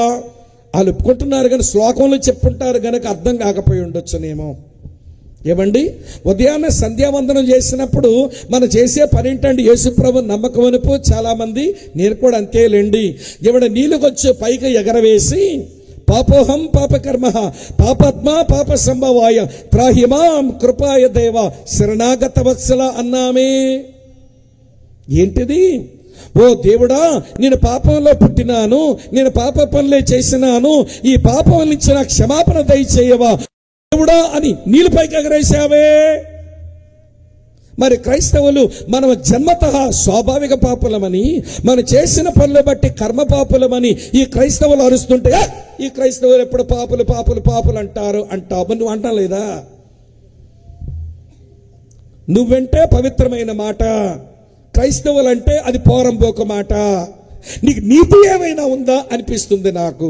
నువ్వు నీతున్నోడవైతే ఆలోచించు. పాప స్వభావంలో పుట్టినోడు కాదు, నీ లోపల పాప స్వభావం లేదా? అందుకని చిన్నపిల్లలకు ప్రియుల కాన్వెంట్లో వెయ్యగానే రైమ్ నేర్పిస్తారు. ఆ రైమ్లోనే మనం ఎంత పాపులమో తెలిసిపోతా ఉంది. ఈ రైమ్ నేను చెప్పడం మొదలు పెడితే ఈ చిన్నపిల్లలంతా నా పార్టీ అయిపోతారు. ఏమంటే వాళ్ళ కొరకు చెప్తాను ఈ రైమింగ్. పిల్లలు రెడీగా ఉండండి, నా వెనకాల చెప్పండి. జానీ జానీ, చూసారా నా పార్టీ చాలా ఉంది ఇక్కడ. Johnny Johnny, yes papa, eating sugar, telling lies, open your mouth. ఏంటట జానీ జానీ అని పిలిచాడు వాళ్ళ నాన్న. ఈడన్నాడు ఎస్ డాడీ. ఏంటి నాన్నగారు? ఎస్ పప్పా అన్నాడు. ఈటింగ్ షుగర్, పంచదార తిన్నావేంటని అన్నాడు. నో పప్ప తినలేదు నాన్నగారు అన్నాడు. ఓపెన్ ఎవర్ మౌత్, నోరు తెరు అన్నాడు. వాడు పిల్లగాడు ఆహా అన్నాడు. పాపం అనగా నోట్లో పంచదార కనబడుతుంది, నోట్లో పంచదార కనబడుతుంది. అరే నాన్న అడుగుతుంటే అబద్ధాలు చెప్పడం ఎవడండి వీడికి ట్రైనింగ్ ఇచ్చాడు? ఎవడో ట్రైనింగ్ ఇవ్వక్కర్లా, మన స్వభావమే అంతా. మీ నాన్న బీజముతో అమ్మ అండములో పిండమై బయటకు వచ్చిన వాళ్ళం కదా. నాన్న బీజం అమ్మ పొట్టలోనికి వెళ్తే అమ్మ అండములో పిండమై బయటకు వచ్చిన వాళ్ళం కదా. మన తల్లిదండ్రుల స్వభావమే మన దగ్గర ఉంది. అందుకనే స్వభావ సిద్ధంగా మన పాపులమని ఈ దైవలేఖనం చెబుతుంటే కొంతమంది గిట్టడంలా. అలాగనే ప్రియ అక్క చెల్లి తమ్ముడని వినండి. మన ఇంట్లో 2 ఆడపిల్లలు ఉంటే పెద్ద పిల్ల కొంచెం ఎదుగుతుంది కదా, కొంచెం తింటే ఆరోగ్యంగా ఉంటుందని అమ్మ కొంచెం కూరగిన్నెలో 2 ముక్కలు ఎక్కువ పెట్టింది. అమ్మో చిన్నపిల్లలు ఉంటారే, రోలుగాయ పిల్ల తుంటరోళ్ళు, చిన్న కూతురు అలా అక్కని చూసాను, అక్క నాకు పెట్టే ఆ మొక్క అంది. అక్క నాకు పెట్టే మొక్క అంది. పాపం పెద్ద పిల్లలు ఎప్పుడు మెత్తగా ఉంటారు, చిన్నపిల్లలు ఎప్పుడో గడుసు పిల్లలు అయి ఉంటారు. ఈ పెద్ద పిల్ల ఉంటుంది, నేనెవ్వని చెల్లి అంది. అనగానే వాళ్ళ అమ్మ కొంచెం వంటగదిలోకి వెళ్ళగానే ఆ లక్క కూరగిన్నెలు లాగుతుంటే ఆ లక్క ఇవ్వనంటే అక్క జుత్తు పట్టుకొని లాగేసి కూరగిన్నెలను కోరేసుకుంటుందని 2 ముక్కలు. ఈ చిన్న పిల్లకు ఈ మత్సరం బుద్ధి ఎవడ నేర్పించాడండి? వింటున్నారో ఎవడో నేర్పించక్కల్లా, రక్తములో ఉంది. అది మన పాప స్వభావం, నైజం అది. అక్క చెల్లి తమ్ముడన్నా వినండి, కనుక వినండి ఈ మంచి మాట. పాపములో పుట్టిన వాళ్ళం, పాప పనులు చేసిన వాళ్ళం, పాపముతోనే నరకాన్ని పరిగెత్తుతున్న వాళ్ళం. అందుకని ఇలా ప్రార్థన చేస్తుంటారు మన వాళ్ళు. నేను కూడా ప్రార్థనలు చాలాసార్లు చేసుకున్న వాడినే కాబట్టి గుర్తున్నా. ఇంకా నాకు ఏ ప్రార్థన చేసినానంటే, అసతోమ సద్గమయ తమశోమ జ్యోతిర్గమయ మృత్యోర్మ అమృతంగమయ ఓం శాంతి శాంతి శాంతి అన్నాను. నా గతం అసత్యము నాయన, నన్ను సత్యములోకి నడిపించవా? నా వర్తమానం చీకటి నాయన, నన్ను వెలుగులోకి నడిపించవా? నా భవిష్యత్తు మరణం ఓ దేవా, నన్ను ఎవడి జీవములోకి నడిపించవా? ఓ గురువా, ఓ దేవుడని ప్రార్థన చేస్తున్నా. చాలా మంచి ప్రార్థన అండి, నిజంగా చాలా మంచి ప్రార్థన అది. అసత్యములో ఉన్నవారు సత్యములోకి రావడం, చీకట్లో ఉన్నవారు వెలుగులోకి రావడం, మరణములో ఉన్నవారు జీవములోకి రావడం మంచి ప్రార్థనేగా. ఈ 3 కలిపితేనే పాప క్షమాపణ. అయితే ఎక్కడో చిన్న మతలబు ఉంది. ఏమిటా మతలబు అంటే, సత్యములోకి నడిపించు అని అడిగే నీవు అసత్యవంతుని అడిగితే ఏం సత్యంలోకి వస్తావు? వెలుగులోకి నడిపించు అని అడుగుతున్న నీవు చీకట్లో అడిగితే ఏం వెలుగులోకి వస్తావు? అసలు మరణము నుంచి జీవంలోకి నడిపించు అని అడుగుతున్న నీవు ఒక మరణించిన వాడిని అడిగితే మరణాన్ని గెలిచినోడు కాకపోతే నిన్నేమి జీవంలో తెచ్చి పెడతాడు ఆయన? నువ్వు రైట్ పర్సన్కి అడగడం రావట్లా, సరైన వ్యక్తికి అడగడం రావట్లా. 2000 సంవత్సరాల కిందట పుట్టిన ఈ క్రిస్మస్ బాలుడు ఎవరో తెలుసా అండి? అసత్యము నుంచి సత్యములోకి నడిపించగలిగిన నేనే సత్యం అని మాట్లాడిన వాడు, చీకట్లోంచి వెలుగులోకి తీసుకురావడానికి వచ్చిన నేనే వెలుగు అని దమ్ముండి చెప్పగలిగినోడు, మరణంలోంచి జీవంలోకి నడిపించడానికి నేనే జీవం అని చెప్పినవాడు, నేనే సత్యం, నేనే వెలుగు, నేనే జీవం అని చెబితే కొంతమంది అతివేదాంతం అంటారు. నేనే అంటాడండి బైబిల్ దేవుడు, ఎంత స్వార్థపరుడో అంటున్నారు. పోన్లే, స్వార్థపరుడు అన్నావు, మంచి మాటే.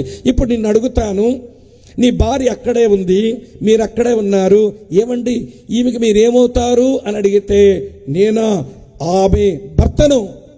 మీరేనా ఆమె భర్త అంటే నేనే. ఏమి ఇంకోటి భర్త అని అనరాదా నువ్వు? నేను ఒక్కడనే కాదండి, ఆడు దీని భర్తే, ఈడు దీని భర్తే, ఆడు దీని భర్త అని చెప్పడానికి ఒళ్ళు చచ్చిపోదా నీకు? ఆమె భర్తవైన నీవు నేనే ఆమె పెనిమిటిని, నేనొక్కడనే ఆమె పెనిమిటిని.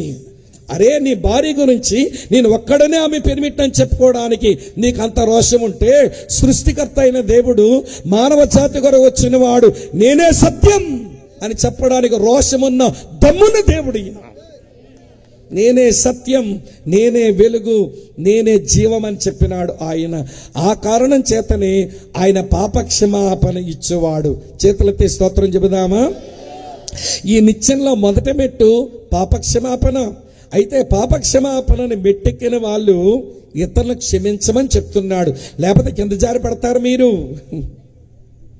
కొంతమంది మెట్టెక్కుతారు కానీ మెట్టు మీద ఉండరండి. మెట్టున్నారా లేదా? పాపక్షమాపణని మెట్టెక్కిన నీవు ఇతరులను నువ్వు క్షమించాలి. చదువుతాను, వినండి. ఎఫెసీయులకు రాసిన పత్రిక 4:32 ఒకని ఎడల ఒకడు దయగలిగి కరుణాహృదయులై క్రీస్తునందు దేవుడు మిమ్మల్ని క్షమించిన ప్రకారము మీరును ఒకరినొకరు క్షమించండి. క్షమాపణ మెట్టెక్కిన వారు సాటి మనుషులను క్షమిస్తారు. ఇలా జ్ఞాపకం చేస్తాను, వినండి. ఎక్కడో ఆస్ట్రేలియా దేశంలో మంచి సంపద, మంచి సుఖము, మంచి విద్య, మంచి సౌలభ్యంతో బతికిన వ్యక్తి ముందు ఎవరో చెప్పారు, భారతదేశంలో పలానా రాష్ట్రంలో కుష్ఠరోగులు ఎక్కువ మంది ఉన్నారు, వాళ్ళకి వైద్యం చేసేవారు ఎవరూ లేరు, వాళ్ళకి చదువు చెప్పే వాళ్ళు ఎవరూ లేరు, వాళ్ళకి గుడ్డ ముక్కలు ఇచ్చిన వాళ్ళు ఎవరూ లేరు, వాళ్ళు కూడి పెట్టినోడు ఎవరూ లేరు, చాలా దుర్భరమైన జీవితం జీవిస్తున్నారు భారతదేశంలో. అంటే తన సుఖము, వినండి ప్రియులు, తన సౌఖ్యము వదిలిపెట్టుకొని భార్యా బిడ్డలను తీసుకుని అక్కా చెల్లి తమ్ముడన్న వినండి తమ దేశాన్ని విడిచిపెట్టి ఈ దేశానికి వచ్చారు. ఏముందని ఈ దేశానికి వచ్చా? సుఖమా?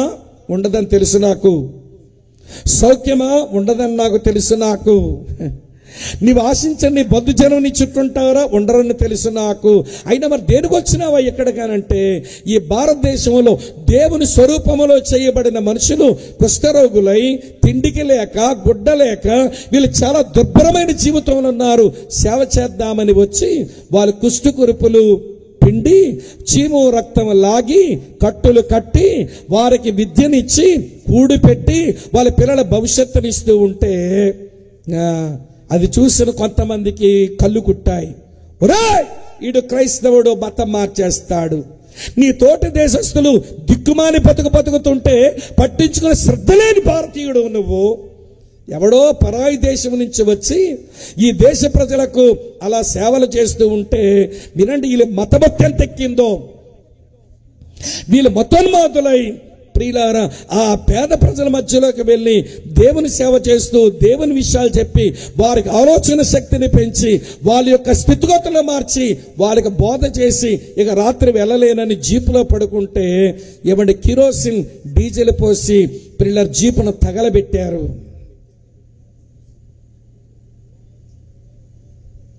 ఆ తండ్రి పిల్లలు సజీవ దహనం అయిపోయారు. ఎవరు కాల్చారో తర్వాత ఇండియన్ గవర్నమెంట్ పసిగట్టింది, వాళ్ళు జైల్లో పెట్టారు, కోర్టుకు తెచ్చారు. ఇక తీర్పు చెప్పే సెంటెన్స్ చెప్పే సమయం వచ్చినప్పుడు జడ్జి ఇట్లా అన్నారట, అమ్మా నువ్వెక్కడో మీ దేశాన్ని వదిలిపెట్టుకొని మీ కంఫర్ట్స్ వదులుకొని మా దేశ ప్రజల సేవ చేయడానికి ఓ ఫ్యామిలీగా వచ్చారు. నీ భర్తను నీ ఇద్దరు మగపిల్లల్ని సజీవ దహనం చేశారు వీళ్ళు. ఇగో నేను నా పీనల్ కోడ్ తీసుకుని నేను జడ్జిమెంట్ చెప్పడానికి నాకు మనసు రావడం లేదు. నేను ఏ తీర్పు చెప్పినా నీకు న్యాయం చేయలేను కాబట్టి వీళ్ళని ఏం చేయమంటావని జడ్జి గారు అడిగితే ఆ మహాతల్లి అంటుంది, దేవుడు పాపులను క్షమించడానికి వచ్చాడు, నన్ను క్షమించాడు, క్షమించబడిన నేను వీళ్ళని క్షమించాలి కదా. నా భర్తని పిల్లల్ని సజీవ దహనం చేసి చంపేసిన నేను క్షమిస్తున్నాను, వదిలేయండి అందట. వాళ్ళ కూతుర్ని కొడైకెనాల్ తీసుకుని వచ్చి ఇవేనండి ప్రియులారా హెబ్రోన్ స్కూల్లో జాయిన్ చేస్తే ఆ రోజు నేను అక్కడే ఉన్నాను, కొడైకెనాల్లో, ఊటీలో ఉన్నాను ఆ రోజుల్లో. ఆ హెబ్రోన్ స్కూల్ తీసుకొచ్చి కూతుర్ని జాయిన్ చేసుకుంటుంది మహాతల్లి. తన పెనిమిటిని తన ఇద్దరు పిల్లలను సజీవ దహనం చేసి కాల్చి చెప్పిన మనుషుల్ని దేవుడు నన్ను క్షమించినాడు, నేను కూడా వీరిని క్షమించాలి, వీరిని వదిలిపెట్టేసేయండి అందట. ఎక్కడి నుంచి వచ్చిందండి మనసు? చంపిన వారిని బాధించిన వారిని మేము క్షమిస్తున్నామని చెప్పగలిగిన ఈ యోగ్యమైన మనసు ఎవరికి వస్తుందంటే నిజముగా క్షమించబడిన వారికి ఈ మనసు వస్తుంది. కనుక ప్రియ సోదరి స్నేహితులారా, పాపక్షమాపణ పొందావా? అలా అయితే నీవు ఇతరులను క్షమించగలుగుతున్నావా? అప్పుడే మెట్టు మీద ఉన్నట్టు. కొంతమంది పాపక్షమాపణ మెట్టెక్కుతారు కానీ కిందకు జారిపడిపోయి ఉంటారు, ఇతరులను క్షమించలేరు. నువ్వు మెట్టు మీద నుంచి కిందకు పడిపోయావన్నమాట. ప్రియమైన అక్క చెల్లెళ్ళారా, అన్నదమ్ములారా వినండి. ఈ కృపానిచ్చిన, యేసు అనబడిన ఈ కృపానిచ్చినలో మొదటి మెట్టు పాపక్షమాపణ. ఎక్కి పాపక్షమాపణ పొందండి. తోటి మనుషులను కూడా క్షమించి మెట్టు మీదే నిలవండి. రెండో మెట్టు చూపిస్తాను రండి. కొలస్సీ పత్రిక 1వ అధ్యాయం 14వ వచనంలో మరో సంగతి ఉంది. ఆ నిచ్చెన యందు మనకు విమోచనము. రెండో మెట్టు పేరు విమోచన. అక్క చెల్లి వినండి, తమ్ముడు అన్న వినండి ఈ మాట. ఇక్కడ కూర్చున్న మనమంతా మన కులము, మన జాతి, మన మతము, మన ప్రాంతం, మన రంగు, మన చదువు, మన ధనము ఎన్నిట్లో తేడాలుంటే ఉండనివ్వండి, కానీ ఒక విషయం చెప్పన, మనమందరము పాపానికి దాసులం. మొట్టమొదటి మనుషుడైన ఆదాములోనే మన పాపానికి అమ్ముడుపోయినాం. రోమాపత్రిక 7వ అధ్యాయం 14వ వచనంలో నేను పాపమున కమ్మబడిపోతుని అన్నాడు. మనుషులు ఎవరైనా కానీ we are all sold to sin. పాపమున కమ్మబడిపోయిన మనుషులం. అందుకని యేసయ్య అన్నారు యోహాను సువార్త 8:34లో మనం పాపమునకు దాసులము అన్నారు. పాపము చేయు ప్రతివాడును పాపమునకు దాసుడు. దాంట్లోంచి అమ్మ వింటున్నారా ఈ మాట? దాంట్లోంచి బయటకు వచ్చే ప్రక్రియే విమోచన అని అంటారు. 2000 సంవత్సరాల కిందట ఆ బెత్లెహేములో పుట్టిన ఈ క్రిస్మస్ బాలుడు ఎవరు అంటే పాపానికి దాసత్వం చేస్తున్న మనుషులకు విమోచించడానికి వచ్చిన విమోచకుడు ఆయన. చేతులెత్తి స్తోత్రం చెబుదామా? విమోచించడానికి వచ్చిన విమోచకుడు. వినండి వినండి, నేను మీకు జ్ఞాపకం చేస్తాను. కొంతమంది కొన్ని పాపాలకు వారు భయంకరమైన బానిసలే. ఏమండి, నేను విజయనగరంలో ఉద్యోగం చేసిన తర్వాత వైజాగ్ పోయాను. వైజాగ్లో ఉద్యోగం చేస్తున్నప్పుడు నా పక్కన ఒక కుటుంబం ఉండేది. ఏమండి, ఆ కుటుంబంలో ఆ బ్రదర్ గారు ఇక్కడే సాలూరులోనే లెపర్సీ మిషన్లో ఏమండి నాన్ మెడికల్ అసిస్టెంట్గా ట్రైనింగ్ అయినాడు. ఆ అక్కగారితో కూడా సాలూరు పట్టణమే.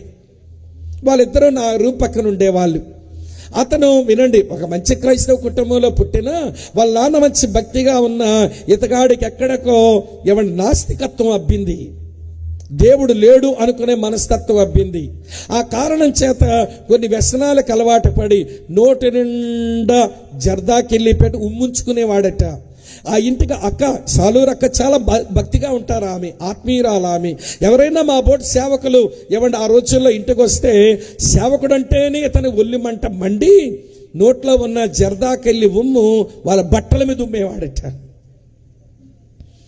ఇది ఉంది, ఇది ఉంది, ఇది ఉంది. చెప్పలేనివి కూడా కొన్ని ఉన్నాయి ఇతని దగ్గర. చెప్పలేనివి కూడా కొన్ని ఉన్నాయి ఇతగాడి దగ్గర. నేను చెప్పలేని వేదిక మీద నుంచి అన్ని వ్యసనాలకు బానిస అయిపోయి ఇక నేను బయటకు రాలేను, ఇక నా జీవితం ఇంత అనుకునే సమయంలో వినండి, అక్కడే ఏమండి గాజువాక దగ్గర ఏమండి ఆటో నగర్ ప్రాంతంలో ఓ చిన్న గృహకోడి జరుగుతుంటే అప్పుడు నేను సేవకుడిని కాదు, ఏదో నేను చిన్నగా భక్తి చేసుకుంటున్నా, కానీ దేవుని మాటలు చెప్పే ఆసక్తి ఉంది కాబట్టి నన్ను వాక్యం చెప్పమన్నారు. నాకు బాగా జ్ఞాపకం 2వ సమూయేలు గ్రంథం 9వ అధ్యాయంలోంచి దావీదులో దేవుణ్ణి, యోనాతానులో యేసుక్రీస్తును, మెఫీబోషెతులో ఒక పాపాత్ముడైన మనిషిని వర్ణిస్తూ మనం ఎలాంటి ఘోరమైన పాపలమో దేవుడు ఎలా మన కొరకు ఆ పాప నుంచి విడిపించడానికి ఇష్టపడుతున్నాడు ఇవన్నీ చెబితే అతగాడు మారు మనసు పొందాడు. దేవుని స్తోత్రం, మారిపోయాడు. ఈ రోజున అక్కడక్కడ స్పీకర్గా వెళ్ళి దేవుని వాక్యం చెప్తున్నారు బ్రదర్ గారు. అయితే ఒకసారి నేను ఆయన కలిసి ఏలూరు ప్రయాణం పోతుంటేను ఎవడో వెనకాల బస్సులో సిగరెట్ తాగుతున్నాడండి. ఇలా ఎంతరా ఎవడో సిగరెట్ తాగుతున్నాడు, బాగా తాగినోడువేగా, మరి ఇప్పుడు సిగరెట్ వాసన వచ్చి తట్టుకోలేకపోతున్నాడంట. ఏం బ్రదరు, బాగా తాగేవాళ్ళగా ఇప్పుడు ఎవడో బస్సులో సిగరెట్ తాగుతుంటే వాసన ఉండలేకపోతున్నారు ఏంటనంటే, నేను చైన్ స్మోకర్ లాగా అయిపోయినా, నేను తాగుబోతున్న అయిపోయినా ఈరోజు అందులో దేవుడు విడిపించాడు కదండి, దాని వాసన తగిలితేనే నాకు ఇబ్బంది వచ్చేస్తుంది. దాని వాసన తగిలితేనే యేసు ప్రభువుని నమ్ముకోవడం అంటే జీవితం అంతరంగంలో మార్పు చెందడం, విమోచించబడి పాప దాసత్వం నుంచి బయటకు రావడం. ఇంకొక అనుభవం చెప్తాను. సోదరులు చంద్ర గారికి నాకు కూడా ఇచ్చాపురంలో కుటుంబం తెలుసు. మేము అప్పుడప్పుడు అక్కడ వెళ్ళి మీటింగ్లో పాలు పంపులు పొందేవాళ్ళం. వాళ్ళంతా ఆరి వైశ్యులు. సరే వాళ్ళ దగ్గర మీటింగ్లు పోయే వాళ్ళని తరచూ పోతుంటాను. ఏమండి, ఎందుకంటే అక్కడ సేవ చేస్తున్నాను కాబట్టి. నాతో పాటు స్పీకర్ వచ్చినాడు ఆ మీటింగ్లకు. ఆ మారు వస్తేను, మీ ఎవరింట్లో ఉంటామో ఆ భార్య భర్తలు వచ్చి అన్నారు, బ్రదర్ అన్ని భోజనం సిద్ధం చేశాము, రైస్ కొంచెం వేడిగా ఉంటుందని రైసే పెట్టలేదు, దేవుని సేవకుండా మా ఇంటికి తీసుకొచ్చేయండి, మీకు వచ్చి ముందెళ్తామన్నారు. ఆ ఫ్యామిలీ బాగా క్లోజ్ నాకు. సరే మీరు వెళ్ళండి, ఆయన తీసుకొస్తానన్నాను. నేను ఒక స్పీకర్ని, ఆ పెద్ద ఆయన కూడా స్పీకరే. ఆ మీటింగ్లో నేను ఆయన బ్యాగ్ తీసుకుని అన్నా, రండి వెళ్దామని చెప్పాలి. ఇంటికి తీసుకెళ్ళా. వింటున్నారా లేదా? ఇంటికి తీసుకెళ్ళాక ఆర్యవైశ్యులు, కోట్ల రూపాయలతో వ్యాపారాలు చేసేవాళ్ళు, వారి పెద్ద కుటుంబీకులు కదా, ఇల్లు కూడా చాలా నాజుగ్గానే ఉంది. మాకు ఎప్పుడు పోతే ఏ గది ఇస్తారో గదిలో తీసుకెళ్ళి, అన్న ఈ మంచం మీది, ఈ మంచం నాది, నేను మీకు అందుబాటులో ఉంటా, ఏదైనా అవసరమైతే నన్ను అడగండి, మీరేమీ మొహమాట పడొద్దని చెప్తే ఆయన బ్యాగ్ ఆ మంచం మీద పెట్టాను. ఆయన మాత్రం కూర్చోకుండా ఇల్లంతా అలా చూస్తున్నాడు. చూశాక అంటాడు, తమ్ముడు స్వామి గారు వీళ్ళకి ఎంత ధైర్యం అన్నాడు. ఏమన్నా ఎందుకు అలాగ అంటున్నారన్నాను. చూసావా డ్రెస్సింగ్ టేబుల్ మీద గొలుసు, ఉంగరాలు, గాజులు పెట్టింది, అది నికార్సైన బంగారమే అన్నాడు. అక్కడ చూసావా పర్సు పెట్టినాడా బ్రదర్ గారు, దాని నిండే డబ్బులు కనబడుతున్నాయి. ఆ బీరువా చూసారా, తాళం కూడా వేయకుండా గుర్తు అలాగే ఉంచారు అన్నాడు. అవన్నీ మనకెందుకన్నా అన్నాను నేను. ఈయన అంటాడు, ఏమి లేదు తమ్ముడు స్వామి గారు, యేసు ప్రభువే నా బతుకులోకి రాకపోయి ఉంటే ఇవన్నీ ఎప్పుడో లేపేద్దాం తమ్ముడు. యేసు ప్రభు నా జీవితంలో రాపు ఇవన్నీ ఇప్పుడు లేపేద్దాం తమ్ముడు అంటున్నాడు. మీకు నవ్వొచ్చినట్టు నాకు నవ్వొచ్చింది, కానీ అతని కళ్ళల్లో నీళ్లు తిరుగుతున్నాయి. ఏంటన్నా ఎందుకు అలాగ ఉన్నారంటే, గుంటూరు జిల్లా స్టూవర్ట్పురంలో దొంగలింట్లో పుట్టాను తమ్ముడు. చిన్నప్పటి నుంచి అమ్మా నాన్న దొంగతనమే నేర్పించారు. జేబులు కత్తిరించడం, ఎవడి చైన్లు కత్తిరించడం, ఎవడి దొంగతనం. అంతెందుకండి, మన సింహాచలం సింహాద్రప్ప నెత్తి మీద కిరీటం లేపేశాడంట. ఆయన సాక్ష్యం చెప్తుంటే అర్థమైంది. విజయనగరం సిమ్స్ మెమోరియల్ బ్యాప్టిస్ట్ చర్చిలోనే ఈ సాక్ష్యం చెప్పినాడు ఆయన. ఇక్కడ వచ్చి కిరీటం లేపారు, దొరికిపోయారులేండి తర్వాత. ఇదంతా ఎందుకు చెప్పానంటే, దొంగతనం అనే పాడు బుద్ధికి బానిసను నేను. ఈరోజు దొంగతనం చేయడానికి అన్ని అందుబాటులో ఉన్నా దొంగతనం చేయబుద్దవట్లో. అదండి విమోచించబడ్డం అంటే. యేసు ప్రభుని నమ్ముకోవడం అంటే మతపుచ్చుకోవడం కాదు, వారు మతోన్మాది. నీకు అర్థం కాలా? యేసు ప్రభుని నమ్ముకోవడం అంటే అంతరంగములో పరివర్తన చెందడం, గొంగల పురుగు లాంటి జీవితం సీతాకోక చిలుకలాగా మార్చుకోవడం, విమోచించబడ్డం. కనుక ప్రియులారా, ఈ కృపానిచ్చెనలో రెండో మెట్టు పేరు విమోచన. అయితే విమోచించబడిన నీవు ఆ మెట్టు మీద ఉండు, కింద జారిపోకు. విమోచించబడిన వారు ఏమంటారో తెలుసండి, ఇదివరకు ఒక పాప వ్యసనానికి బానిసను, ఇదివరకు ఒక దురలవాటుకు నేను బానిసను, ఇప్పుడు యేసు నన్ను విమోచించాడు గనక నేను యేసుకు బానిసనై బతుకుతాను. అది నిచ్చెన మెట్టు మీద నిలబడ్డం అంటే. విమోచనని మెట్టెక్కిన వాడు, ఆ మెట్టు మీద నిలబడిన వారు మేము యేసుకు దాసులం. వింటున్నారు? ఇక నా ఎడం చేతి పక్కన ఉన్న వారు నేను, మేమంతా కలిసి మీ ఎవరో తెలుసా? మేమెవరం? యేసు క్రీస్తుకు దాసులం, అంతే.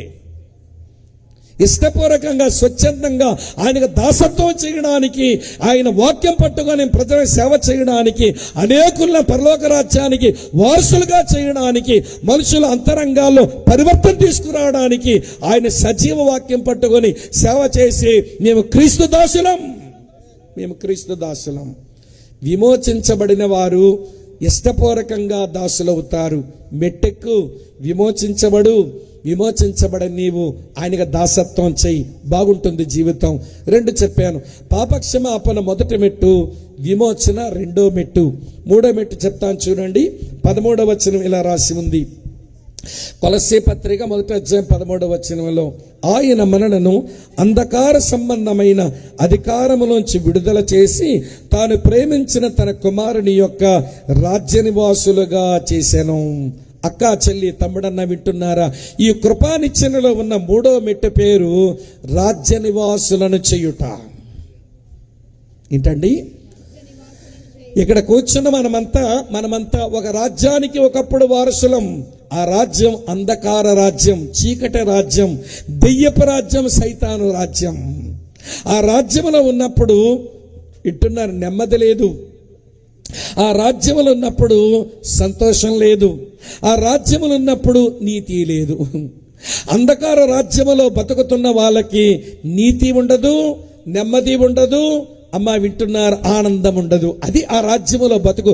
ఎవరిదైనా అంతే. నీకు నెమ్మది లేదు, వింటున్నారా? నీకు ఆనందం కొరవడింది, వింటున్నారా? దుర్నీతే నీ జీవితంలో ఉంది అనుకుంటే ఈ నిత్యం దగ్గరకు రా, పాపక్షమాపణ పొంది విమోచించబడి ఆయన రాజ్యవారసులు అవుదు. కానీ ఆయన రాజ్యవారసులం అయిపోతే ఏమొస్తుందో చెప్పనా? రోమాపత్రిక 14 అధ్యాయంలో వినండి. రోమాపత్రిక 14 అధ్యాయం 17 వచనం ఇలా ఉంది: దేవుని రాజ్యం భోజనము పానము కాదు గాని నీతియు సమాధానమును పరిశుద్ధాత్మ యందలి ఆనందమును అయ్యున్నది. దేవుని గట్టిగా స్తోత్రం చెబుదామా? అంధకార రాజ్యం ఉన్నప్పుడు నీతిమాలిన వాళ్ళం, ఈ రాజ్యంలోకి వచ్చాక నీతి దొరికిన వాళ్ళం. ఆ రాజ్యంలో ఉన్నప్పుడు నెమ్మది లేని వాళ్ళం, ఈ రాజ్యంలోకి వచ్చినప్పుడు సమాధానం పొందిన వాళ్ళం.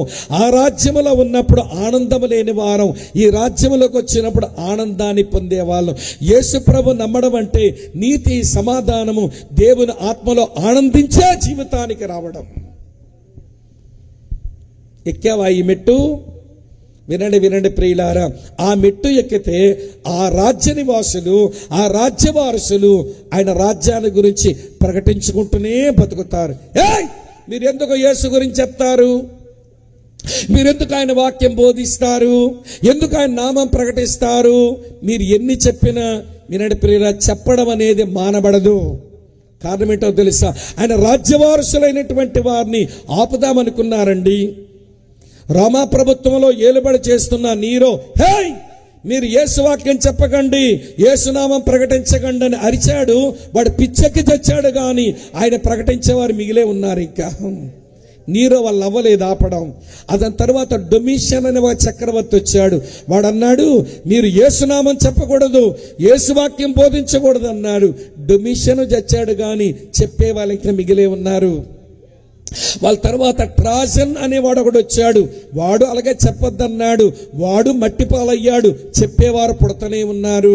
వాళ్ళ తర్వాత ఆటోమన్ ఎంపైర్, ఇస్లామిక్ సామ్రాజ్యంలో ఆటోమన్ కూడా ఈ యేసు గురించిన మాటే ప్రపంచంలో లేకుండా చేస్తాననుకున్నాడు. ఆయన వెళ్ళిపోయాడు, కానీ చెప్పేవారు మిగిలే ఉన్నారు. ఈ రోజుల్లో కూడా చాలా మంది యేసునామం ప్రకటించకండి, యేసు వాక్యం బోధించకండి, మా గ్రామాల్లోకి రాకండి, మీరు ఎన్ని చేసినా చెప్పేవాళ్ళు మిగిలే ఉంటారు. ఈయన ఆపడం ఎవరి వల్ల కాదు. నువ్వు చంపుకుంటావా, చంపుకోమంటున్నారు. నువ్వు కొడతావా, కొట్టుకోమంటున్నారు. మా ఇల్లు కూలదోస్తావా, కూల్చుకోమంటున్నారు. కానీ చెప్పే వాళ్ళు ఈ ప్రపంచంలో తయారవుతూనే ఉంటారు. ఎందుకంటే రాజ్య నివాసులు అయ్యారు గనక రాజ్యాన్ని ప్రకటించుకుంటూనే బ్రతుకుతారు. వాళ్ళకి అర్థమైందా రాజ్యం ఏంటో? మీకు అర్థమైందో లేదో నాకు అర్థం కావట్లా. ఆ దేవుని స్తోత్రం చెబుదామా? రాజ్య నివాసులను మెట్టెక్కే వాళ్ళు రాజ్య సువార్తను ప్రకటించుకుంటూనే బతుకుతారు. క్షమించబడిన వారు ఇతరులను క్షమిస్తారు. విమోచించబడిన వారు క్రీస్తు దాసులవుతారు. రాజ్య నివాసులైన వారు రాజ్యాన్ని ఇది మెట్ల మీద నిలబడే జీవితం. 2000 సంవత్సరాల కిందట బెత్లెహేములో పుట్టిన పిల్లగాడు ఇలాంటి దాపులు కలిగిన నిచ్చెన. ఇంకొక మెట్టు చూపించనా? ఇక్కడ ఉన్నారా లేదా మీరు? అమ్మా ఇక్కడే ఉన్నారా మీరంతా? మరో మెట్టు చూపిస్తాను. కొలస్సీ పత్రిక 1వ అధ్యాయం చదువుతున్నాను, చూడండి ప్రియులారా. 13వ వచనం ఇలా ఉంది. కొలస్సీ 1:13. ఏంటమ్మా? ఆయన మనలను అంధకార సంబంధమైన అధికారములో నుంచి విడుదల. ఆగమ్మా. ఈ 4వ మెట్టు పేరేంటనంటే విడుదల మెట్టు. ఈ దాపు పేరేంటనంటే విడుదల, డెలివరెన్స్. అంధకార సంబంధమైన అధికారములో నుంచి విడుదల. అమ్మా వింటున్నారా ఈ మాట? ఈ మెట్టెక్కిన వారు అంధకార సంబంధమైన వాటిలోంచి విడుదల పొందుతారట.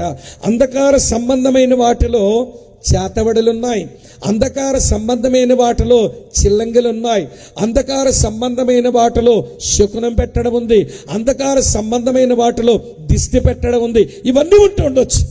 ఇవన్నీ ఉన్నాయని తెలిసే కదా నీ వ్యాన్ మీద వెనకాల రాసుకున్నావు, నరఘోష నీకొక నమస్కారం. కనబడుతున్నాయిగా వ్యాన్ల మీద, కార్ల మీద, నరఘోష నీకో నమస్కారం. ఆ ఘోష తగిలితే పాడైపోతావని కదా నీ భయం. ఇలాగ బయటికి వెళ్ళారండి. వెళ్ళగానే అమ్మ వీటి పిల్లి ఎదురు వచ్చిందండి, వెనక్కి వచ్చేసావు. తప్పుడు శకునం. వింటున్నారా లేదా? వర్జం ఉన్న రోజు, అమావాస్య రోజు ఏదైనా కార్యక్రమం పెట్టుకోండి, దమ్ముంటే భయం, ఏమైపోద్దో కీడొచ్చేస్తుందనే భయం. ఇవన్నీ అంధకార సంబంధమైన అధికారములో ఉండేటువంటి నియమాలు. యేసు నమ్మిన వాడు అన్ని రోజులు మాకు మంచి రోజులే. మా దేవుడే మంచివాడు, ఆయన ఇచ్చిన ప్రతిరోజు మంచి రోజే. కానీ వీళ్ళ దగ్గర కూడా దౌర్భాగ్యం ఉంది. వీళ్ళు కూడా అమావాస్య అంటే భయపడుతున్నారు. వీళ్ళు ఏం క్రైస్తవులు అర్థం కాదు. అందుకే మా చర్చలో ఎక్కువ పెళ్ళిళ్ళు అమావాస్య రోజు పెట్టా. కోరుండి పెడతా అమావాస్య రోజు పెళ్ళిళ్ళు. మీకు మంచి విషయం చెప్పనా? అమావాస్య రోజు పెళ్లి చేస్తున్న బతుకులు పొన్నంలాగా ఉన్నాయి. పొన్నం అనుకొని మీ వద్దరుగా పోయినోడు ఎక్కడో పోయి పెళ్లి చేసుకున్న బతుకు అమావాస్యలు అవుతున్నాయి. అన్నా మా బతుకు అమావాస్య అంటున్నారు. దేవుని సేవకులు దేవుని మీద విశ్వాసం లేక వింటున్నారు ప్రియులారా, పాడు పనులు చేసి అంధకార సంబంధమైన అధికారం ఏలుబడి చేస్తుంది. ఇంకా విషయం చెప్పనా అండి, మాకు దిష్టి తగలదు. బిలాము చెప్తున్నాడు, ఒరే బాలాకు రాజా, ఈ ఇశ్రాయేలు ప్రజల మీద శకునం పెట్టమంటున్నావు, వీళ్ళ మీద దిష్టి పెట్టమంటున్నావు, ఇది నా వల్ల ఏ పని కాదు నాయన. వాళ్ళు దీవించే దేవుడు గొప్పవాడు, వాళ్ళు ఏమీ చేయలేనన్నాడు. వాళ్ళు ఏమీ చేయలేము. ఇప్పుడు మిమ్మల్ని అడుగుతాను, దిష్టికి భయపడిపోయి, శకునానికి భయపడిపోయి, ముహూర్తాలకు భయపడిపోయి ఇవాడు బతుకుతుంటే నీవు అసలు వినండి విడుదలని మెట్టింకెక్కలేదు. ఆ మధ్య మా దగ్గర ఒక పాప పెళ్ళైతేను, ఇవ్వండి మెడికల్ డాక్టర్, ఆ పాప పెళ్ళయింది, అత్తవారింటికి పోయింది. ఉదయం 12 గంటలకు పెళ్ళి అయిపోయింది, సాయంత్రం 5 గంటలకు అత్తవారింటికి పోయిందంట. వెళ్ళాక అక్కడే ఫోన్ చేసి, అన్నయ్య ఎలాంటి ఇంట్లో పడ్డానేంటి అని అడుస్తుంది. ఏమమ్మా ఏమైంది, ఈ రోజు కదా పెళ్ళయిందని నేను గాబరా పడితే, ఏం లేదన్నయ్య, నేను వెళ్ళగానే మా అత్తమ్మ నన్ను మా ఆయన్ని ఇంటి బయట ఉంచి ఓ 2 నిమ్మకాయలు, 3 ఎర్రమిరపకాయలు, 8 ఉప్పుగడ్డలు పట్టుకొని అంటుందంట. మళ్ళీ ఆవిడ సంఘంలో పెద్ద అక్కంట, మళ్ళీ మహాతల్లి. అంటే నీ కూతురు, నీ కొడుకు మీద, నీ కోడల మీద ఎవరో దిష్టి పడుతుందని నమ్ముతున్నామంటే నువ్వు ఏ విడుదల పొందావు? ఈరోజు ఇలాంటి వాళ్ళు మన మధ్య తగలబడ్డారు కాబట్టి వాళ్ళకి సత్యం గట్టిగా చెప్పలేకపోతున్నాం. క్రీస్తుకు వెలుపల ఉన్న వారికి గట్టిగా ఎందుకు చెప్పలేకపోతున్నామంటే మన వాళ్ళ మధ్య ఎలాగుంది. మా శ్రీకాకుళంలో ఒక ఆయన, వింటున్నారా లేదా మీరు? శ్రీకాకుళంలో ఒక ఆయన వినండి, కొత్త బండి కొనుక్కున్నాడంట. వాళ్ళ పాస్టర్ గారు ఫోన్ చేశాడు, మీరు వచ్చి ప్రార్థన చేస్తే బండి తెస్తానని. సరే, పాస్టర్ గారు ఏమో ఎక్కడో ద్రాక్షారాములు ఉన్నారు ఈస్ట్ గోదావరిలో, నిన్న పాస్టర్ గారు పంపిస్తానులేండి, ఆయన ప్రార్థన చేస్తాడని నాకు ఫోన్ చేశారు. బ్రదరు నేను ఊర్లో లేను, మా సంఘ పెద్ద ఒక ఆయన మోటార్ సైకిల్ కొనుక్కున్నట్ట, ప్రార్థన చేస్తే బండి తీస్తాడట, నేను 4-5 రోజులైనా రాలేనికి వచ్చి వెళ్తారా అన్నాడు. ఊర్లో ఉన్నాను కదండి వెళ్తానని చెప్పి ఎవడు తిన్నగా నేను వెళ్ళి ఆ బండి దగ్గరికి వెళ్ళి, పాస్టర్ గారు పంపించారండి ప్రార్థన చేస్తానని, నీ రాకపోకలు యెహోవా నీ తోడుగా ఉండునని, ఇశ్రాయేలు కాపాడువాడు కునుకుడు నిద్రపోడని వాక్యాలను చదివి చక్కగా ప్రార్థన చేసి తీయండి బ్రదర్ అన్నాను. మీరే తీయండి అన్నాడు. కొంచెం బండి నేను మోసేటంత లేదులేండి, ఎవడ కొంచెం పెద్ద బండి లాగుంది, నేను తీయలేనని ప్రార్థన చేశాను కదా, చెయ్యేసి ప్రార్థన తీయండి బ్రదర్ అన్నాను. ఎవడు తాళం పెట్టాడు, ఎవడు కిక్ స్టార్ట్ ఉంటుంది, కిక్ ఎట్లా కొట్టాడు, కొట్టిన తర్వాత అంటాడు భార్య, అమ్మాయి అలాగే ఎలాగరా ఒకసారి అన్నాడు. ఏంటంట, అలా ఆవిడ గారి ఎదురు చూపంట, ఎదురు రావాలంట. నేను ఆగండి బ్రదర్, ఎందుకు సిస్టర్లు రమ్మన్నానంటే ఆవిడ ఎదురుగా వస్తే శుభం జరుగుతుందండి అన్నాడు. మరి ఆ పాట నన్ను పిలిపించడం ఎందుకండి, నా టైం దొంగిలించడం కాకపోతే? మరొక భయం వచ్చింది నాకు. పోనీ ఏమండి ఎదురు రమ్మంటే రానిచ్చుకొని నాకేం పట్టింది, కానీ నాకు భయం ఏంటనంటే ఇతగాడికి బండి కొనడం అలా ఆవిడికి నచ్చినట్టు లేదు. ఆ రోజున ఆవిడ ముఖం కొంచెం దొమ్మలు కూడా ముఖంలా ఉంది, దొమ్మలు ఆడుతుంది. ఇప్పుడు అలాంటి ముఖం చూసుకుని ఈడు వెళ్ళి బండి ఎక్కడో పడ్డాడు అనుకోండి, యాక్సిడెంట్ అయింది, స్వామి గారు వచ్చి ప్రార్థన చేసి యాక్సిడెంట్ అంటారా, నా భయం నాది. ఏం మారారండి వీళ్ళు? శకునాలు చూడడం మానలేదు, దిష్టి తీయడాలు మానలేదు, ముహూర్తాలు పెట్టడం మానలేదు, అన్నీ లోకమే, అన్నీ లోకమే. మరి ఏం విడుదల పొందాము చెప్తాను వినండి ప్రియమైన స్నేహితులారా. మన విడుదల పొందిన మాట నిజమైతే విడుదల పొందినటువంటి వారు ఆయన గణపరుస్తూ భూమి మీద బతుకుతారు. నాయన చేతబడులు, చిల్లంగులు, దెయ్యాలు, శకునాలు, దిష్టులు, నరఘోషలు వీటన్నిటి నుంచి విడుదల ఇచ్చినావు మాకు. నీకు స్తోత్రమని గణపరుచుకుంటూ బతుకుతారు. విడుదలనే మెట్టెక్కిన మాట నిజమైతే గణపరుస్తూ ఉండు, మెట్టు మీద ఉంటావు, లేకపోతే కింద పడే మిగిలిపోతావు. నేను చివరిగా ఒక 3 మాటలు చెప్పి ముగించేస్తాను. అర్థమైందా నిచ్చెన మీకు? మీరు ఆకాశము తెరవబట్టి మనుష్య కుమారుడి పైగా దేవదూతలు ఎక్కుచూ దిగుచూ ఉంటా మీరు చూస్తారు అని ఆయన భూమి మీదకి వచ్చిన తర్వాత తన గురించి తాను చెప్పుకున్న మొదటి మాట, నేను ఒక నిచ్చెన లాంటి వాడను, నేను సమాధానపరచు నిచ్చెనను, నేను సరిపోయిన నిచ్చెనను, నేను సరైన నిచ్చెనను, నేను సంపదలిచ్చే నిచ్చెనను అని బయలుపరుచుకున్నాడు ఈ లేఖనాల్లో.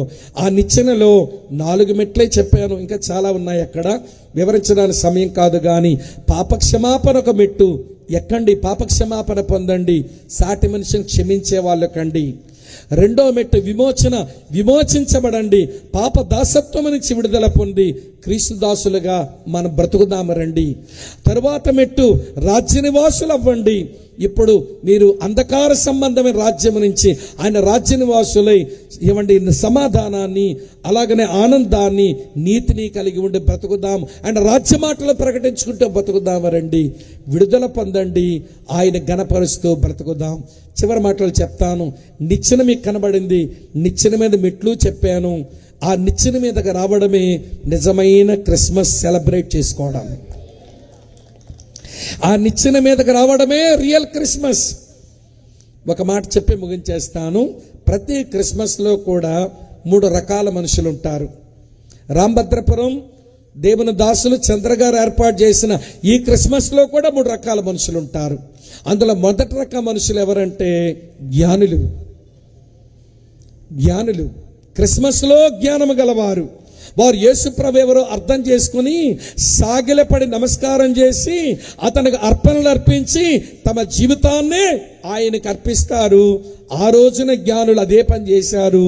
కనుక ఈ క్రిస్మస్లో జ్ఞానులు ఉంటే ఆయనకి సాగిలపడి దండం పెట్టి, మీరు వెండి బంగారాలు బోలాలు మీరు అర్పించనక్కర్లేదు, వినండి, మీరు సాంబ్రాన్ని అర్పించనక్కర్లేదు, వాళ్ళ ఆ రోజున అర్పించినారు, నీ జీవితాన్ని అర్పించు చాలు.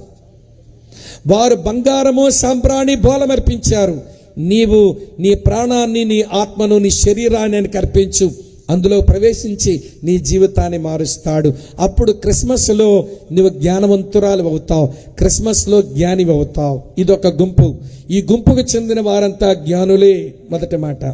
3, ప్రతి క్రిస్మస్లో వినండి ప్రియులారా, ప్రతిఘటించే వాళ్ళు ఉంటారు. ప్రతిఘటించడం అంటే సత్యం వాళ్ళ వరకు వచ్చినా సత్యాన్ని సమాధి చేద్దాం అనుకుంటారండి. ఆ గుంపుకు చెందిన వాళ్ళు హేరోదు లాంటి వారు. జ్ఞానులు వచ్చారు. తూర్పు దేశమున ఆయన నక్షత్రాన్ని చూచాము, యూదుల రాజుగా పుట్టినవాడు ఎక్కడున్నాడు, ఆయన పూజించడానికి వచ్చినామంటే ఆ యేసును చంపేద్దాం అనుకున్నాడు, కానీ సత్యాన్ని అంగీకరిద్దాం అనుకోలేదు. ఈ రోజు కూడా చాలా మంది అలాగే ఉన్నారు. సత్యం వారు చెవులో పడుతున్నా సత్యం లేకుండా చేద్దాం అనుకునే వాళ్ళు, సత్యానికి వ్యతిరేకంగా నిలబడి పోరాటం చేసేవాళ్ళు, హేరోదు లాంటి మనస్తత్వం కలిగిన వారు చాలా మంది ఉన్నారు. ఈ రోజున క్రిస్మస్లో మరి నువ్వేంటో సత్యానికి స్పందించి ఆరాధించి అర్పించుకొని జ్ఞాని అవుతావో, సత్యానికి ప్రతిఘటించి సత్యానికి వేరుగా పోరాటం చేస్తా, ఏమో నీ ఇష్టం నీది.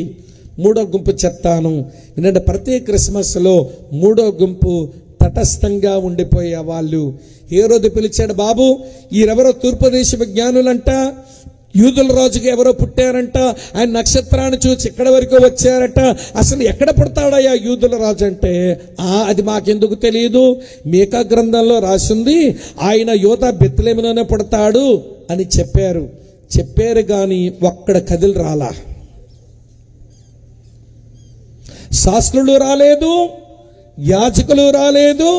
ఎవడు పుట్టాడనే కదా వాళ్ళు ఎక్కడికి వచ్చి అడిగారు. ఆయన అక్కడ పుడతాడని కదా మీరు చెప్పారు, మరి కదలరే. వీళ్ళు తటస్థంగా ఉండిపోయే వాళ్ళు. వీళ్ళకన్నీ తెలుసు కానీ స్పందించరు. యేసు ప్రభు వీళ్ళకి ఏం పేరు పెట్టాడంటే, వీళ్ళకి అన్నీ తెలిసినా కానీ జీవితంలో అన్వయించుకోరు కాబట్టి వీళ్ళు వేషధారులు అన్నాడు. ఓ వేషధారులైన శాస్త్రులారా పరిసయ్యులారా, అయ్యో వేషధారులైన శాస్త్రులారా పరిసయ్యులారా, మీకు అన్నీ తెలుసు కానీ అనుభవానికే మీరు తెచ్చుకోరు. మీరు ఈరోజు అలాంటి వాళ్ళు కూడా ప్రతి క్రిస్మస్లో ఉంటారు. బహుశా ఈ క్రిస్మస్లో కూడా ఉండొచ్చు. యేసయ్య గురించి మాకన్నీ తెలుసండి. బెత్లెహేములో పుట్టాడని తెలుసు, ఆయన నజరేతు వాడు అనిపించుకున్నాడని తెలుసు, 3.5 సంవత్సరాలు సేవ చేశాడని తెలుసు, గొల్గొతాలో ప్రాణం పెట్టాడని మాకు తెలుసు, 3వ రోజున తిరిగి లేచాడని తెలుసు, మళ్ళీ ఒకరోజు వస్తాడని మాకు తెలుసు. మాకన్నీ తెలుసు. తెలియటం గొప్ప కాదు, తెలియటం పరిచయ జ్ఞానం. పరిచయ జ్ఞానం ఎవరిని రక్షించదు, అనుభవ జ్ఞానం రక్షిస్తుంది. ఆయన అనగా దేవుడు మనుషులందరూ రక్షణ పొంది సత్యమని గూర్చిన అనుభవ జ్ఞానం గలవారు కావాలనని ఆయన ఇచ్చించుచున్నాడు. ఆయన ఇచ్చేంటో తెలుసా అండి? నీవు సత్యాన్ని గుర్చిన అనుభవ జ్ఞానంలోకి రావాలి. యేసు గురించి తెలుసు అనే మాట వద్దు, యేసుని నేను ఎరుగుదననే మాట కావాలి. నాకు యేసుని గూర్చిన పరిచయ జ్ఞానం కాదు, యేసుని గూర్చిన అనుభవ జ్ఞానం నాకుంది అనే మెట్టుకు మనం రావాలని ఆయన కోరుతున్నాడు. చివరకు ఒక ఉదాహరణ చెప్పి ఈ క్రిస్మస్ వేడుక సందేశాన్ని ముగిస్తాను. ఒక దంపతులకు చాలా కాలంగా పిల్లలు పుట్టలేదు. చాలా దగ్గర వెళ్ళారు, వైద్యులు చూపించుకున్నారు. లేక ఒక చిన్న పిల్లగాడు 6 సంవత్సరాలు పెళ్ళయ్యాక పుడితే వారు ఎంతో అల్లారు ముద్దుగా చూసుకుంటున్నారు. వాడికి మొదటి పుట్టినరోజు పండగ వచ్చింది. ఆ పండగ రోజున స్నేహితుల్ని, బంధువుల్ని, శ్రేయోభిలాషుల్ని, ఆప్తుల్ని అందరినీ పిలిచేసుకున్నారు ఒక సాయంత్రానికి సెలబ్రేట్ చేద్దామని. ప్రియులారా, దాని కొరకు మంచి మ్యూజిక్లు పెట్టారు, మంచిగా ఈ బిస్బల్బల్ డెకరేషన్ పెట్టారు, ఫస్ట్ బర్త్డే మంచి బ్యానర్ కట్టించారు, మంచి మ్యూజిక్లు, మంచి భోజనాలు, క్యాటరింగ్ చెప్పుకున్నారు. భలే సంబరం జరుగుతుంది ఇంట్లో. సాయంత్రం 5 గంటలకి అమ్మ ఆ చిన్నపిల్లగాడికి చక్కగా స్నానం చేయించి, మరి జనాలంతా కిందకు వస్తే వాడు లేచిపోతాడు, వాడు బర్త్డే టైంలో మెలకుగుంటే బాగుంటుంది, కేక్ కటింగ్ టైంలో అని ఆ పిల్లవాడిని ఆ డూప్లెక్స్ బిల్డింగ్లో పై గదిలో మంచం మీద పడుకోబెట్టి ఆమె వచ్చేసింది కిందకి. వాడు పైన పడుకున్నాడు. ఈ కిందని వచ్చిన వాళ్ళ పలకరించుకోవడం, ఈ మ్యూజిక్ల శబ్దాలు, ఈ పాటల శబ్దాల్లో వాళ్ళ పలకరింపుల్లో మునిగిపోయారు. సరే, ఇక భోజనం టైం దగ్గరకు వస్తుంది. ఎవరన్నారంటే, పిల్లాన్ని తీసుకురండి, కేక్ కట్ చేసేద్దాం అని అంటే, ఈవిడంతట పని మనిషిని చూసి, పాప వెళ్ళి బాబుని తెచ్చేయమ్మా అంది. ఆ పిల్ల ఏమో కిందన బెడ్రూమ్లోకి వెళ్తే, మేడం ఇక్కడ లేడండి బాబు అని అంటే, ఇక్కడ కాదే పైన మేడ మీద పడుకోబెట్టానంటే, ఆ పని మనిషి అమ్మో అమ్మగారు అందట. ఏమలగంటున్నామంటే, వాళ్ళు తెచ్చిన సామాన్లన్నీ నేను అన్నీ తీసేసి నేను పైన మంచం మీద పెట్టాను అమ్మగారు అంది. అమ్మో కొంప ముంచావే అని గబగబా ఈ మెట్లెక్కి ఆ పడగదిలోకి వెళ్ళేసరికి మంచం నిండా బహుమానాలేనండి.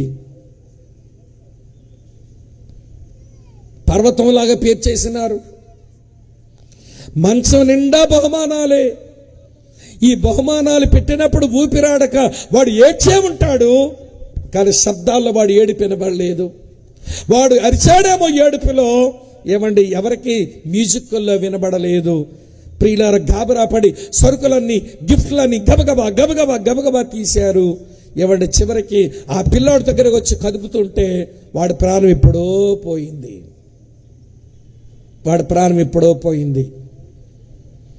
ఎవరు పుట్టినరోజు పండగను చేసుకున్నారో అతన్ని ఆ రోజు చంపేశారు.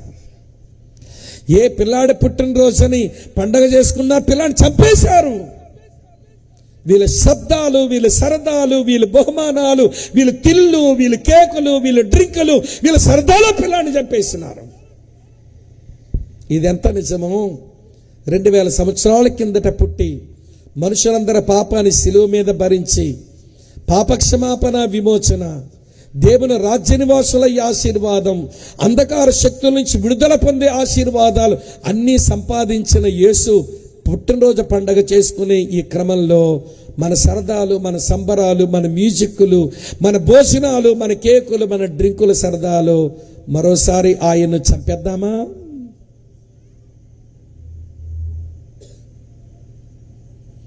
ఎవరి పుట్టినరోజు పండుగని వేడుక చేసుకుంటున్నామో ఆ వేడుకలో ఆయన ఉనికే లేకుండా చేసేద్దామా? చంద్ర గారు ఆయన మాటలు ప్రకటించబడాలి, ఆయన మాత్రమే హెచ్చించబడాలి, ఇక ఏమిక్కడ జరగడానికి వీల్లేదని కొద్దిసేపు ఏదో పాడారు, నాకు ఇచ్చేశారు. కానీ నేను క్రిస్మస్లు 30 సంవత్సరాలుగా తిరుగుతున్నానండి. ఈ 2 తెలుగు రాష్ట్రాల్లోనూ, భారతదేశంలో చాలా రాష్ట్రాల్లో, పైన విదేశాలు కూడా పోతుంటానండి. వీళ్ళ సరదాలు సంబరాల్లో ఏసే వాళ్ళ జ్ఞాపకం రావడంలా ఈ రామభద్రపురం క్రిస్మస్లో అది జరగనందుకు నేను మనసారా సంతోషిస్తూ, హృదయపూర్వకంగా సంతోషిస్తూ నేను మిమ్మల్ని అడుగుతున్నాను, ఈ క్రిస్మస్లో జ్ఞానివా, ఈ క్రిస్మస్లో హేరోదువా, ఈ క్రిస్మస్లో శాస్త్రివా పరిసయ్యుడువా, ఎవరుగా మిగిలి వెళ్ళిపోతావో ఇక అది నువ్వే తెలుసుకోవాలి. ఆయన అంటున్నాడు, నేనేమి గాయకుడిని కాదు, నేనేమి సంగీత కళాకారుని కాదు, నేనేమి రచయితను కాదు, నేనేమి రాజకీయ నాయకుడిని కాదు, నేనేమి ఆర్థికవేత్తను కాదు, నేనేది సాంఘిక సంస్కరణకర్తను కాదు, నేనేమి ఆర్థిక శాస్త్రవేత్తను కాదు, నేను ఒక శారీరక వైద్యుని అసలే కాదు. నేనెవరినో తెలుసా? మీ కొరకు పరలోకం నుంచి నా తండ్రి వేయగా వచ్చిన నేను కృపానిచ్చెనగా వచ్చాను. నేను మీ కొరకు వచ్చిన నిచ్చెనను ఎక్కుతావా? నా మీదకి ఎక్కి వచ్చేయి నా తండ్రి దగ్గరకు, నా మీదగా ఎక్కిరా నా తండ్రి దగ్గర, కానీ నాకు ద్వారా తప్ప ఎవడునూ తండ్రి దగ్గర చేరలేడని గంభీరంగా ప్రభు చెప్పినాడు. కనుక ఈ రాత్రి వేళ ఈ నిచ్చెనెక్కుతావా చెల్లి? పాపక్షమాపణ పొందు, విమోచింపబడు, దేవుని రాజ్యం పౌరుషుడు అవ్వు, చివరగా అంధకార శక్తులు విడుదల పొందు, క్షమాపణ పొంది ఇతరులను క్షమించు, విమోచింపబడి ఆయన దాసుడిగా మారిపో, ఆయన రాజ్య నివాసివై ఆయన రాజ్యానికి వచ్చి ప్రకటించు, విడుదల పొందిన మనిషివై ఆయన గణపరచడానికి ప్రభు ఈ క్రిస్మస్లో పిలిపిస్తూ ఉండగా, వస్తావో ఈయన అక్కర్లేదని వెళ్ళిపోతావో, నిచ్చిన నీ కాలేసి ఎక్కొచ్చు, ఇది నాకు అక్కర్లేదని కాలుతో తన్నొచ్చు కూడా, నీ ఇష్టం. ఈ మెట్ల మీద కాలేసి ఎక్కి పైకే వస్తావో, ఈ నిచ్చెన నాకు అక్కర్లేదని కాలుతో తన్ని తోసేస్తావో, అది నీ ఇష్టం, అది నీ వ్యక్తిగతం అండి. బైబిల్ దేవుడు బలత్కారి కాడండి. మేమేం బలవంత మత మార్పిడిలు చేసేవా? మా దేవుడికే బలవంతం చేయడం రాదు, మాకెందుకు బలవంతం చేస్తాం? ఆయన అన్నాడు, ఇదిగో తలుపునొద్ద నిలుచుండి తట్టుచున్నాననేవాడే తప్ప తోసుకుని వచ్చేవాడు కాదు. ఆయన బలవంతం చేయని దేవుడు నీకు అవకాశం ఇచ్చాడు. విశ్వాసంతో ఆయన ప్రేమిస్తూ మెట్లు ఎక్కుతావో, ఈ నిచ్చెన నాకు అక్కర్లేదని కాళ్ళతో తన్ని తోసేస్తావో నువ్వు తేల్చుకో. తల వంచండి, కళ్ళు మూసుకోండి, ప్రార్థన చేస్తాం. కిందకు వచ్చిన వాళ్ళకి మోకరించే వెసులుబాటు ఉంటే, మీ శరీరం సహకరిస్తే మోకరించండి. అర్థమైనాడా యేసు? యేసు అర్థం కాకుండా క్రిస్మస్కి అర్థమే లేదు. ప్రియులారా, ఆయన అన్నాడు, నేను ఒక నిచ్చెనలాగా దిగొచ్చాను, పరలోకానికి భూమికి మధ్యలో ఉండే నిచ్చెనను నేను, పరిశుద్ధుణ్ణి పాపిని కలపడానికి వచ్చిన నిచ్చెనను నేను. అక్క, చెల్లి, తమ్ముడు, అన్న సమాధానపరిచే మనందరికీ సరిపోయే సరైన నిచ్చెనగా, సంపదలు తెచ్చి నిచ్చెనగా వచ్చాడు. ఆయన మీద ఈ మెట్లున్నాయి. ఒక్కొక్క మెట్టు విశ్వాసం తెక్కుతావా? పాపక్షమాపణ పొందిన వాడవై, విమోచించబడిన దానివై, ఆయన రాజ్యవారసుడివై, విడుదల పొందిన వ్యక్తివై నీ జీవితాన్ని ధన్యం చేసుకోవచ్చు.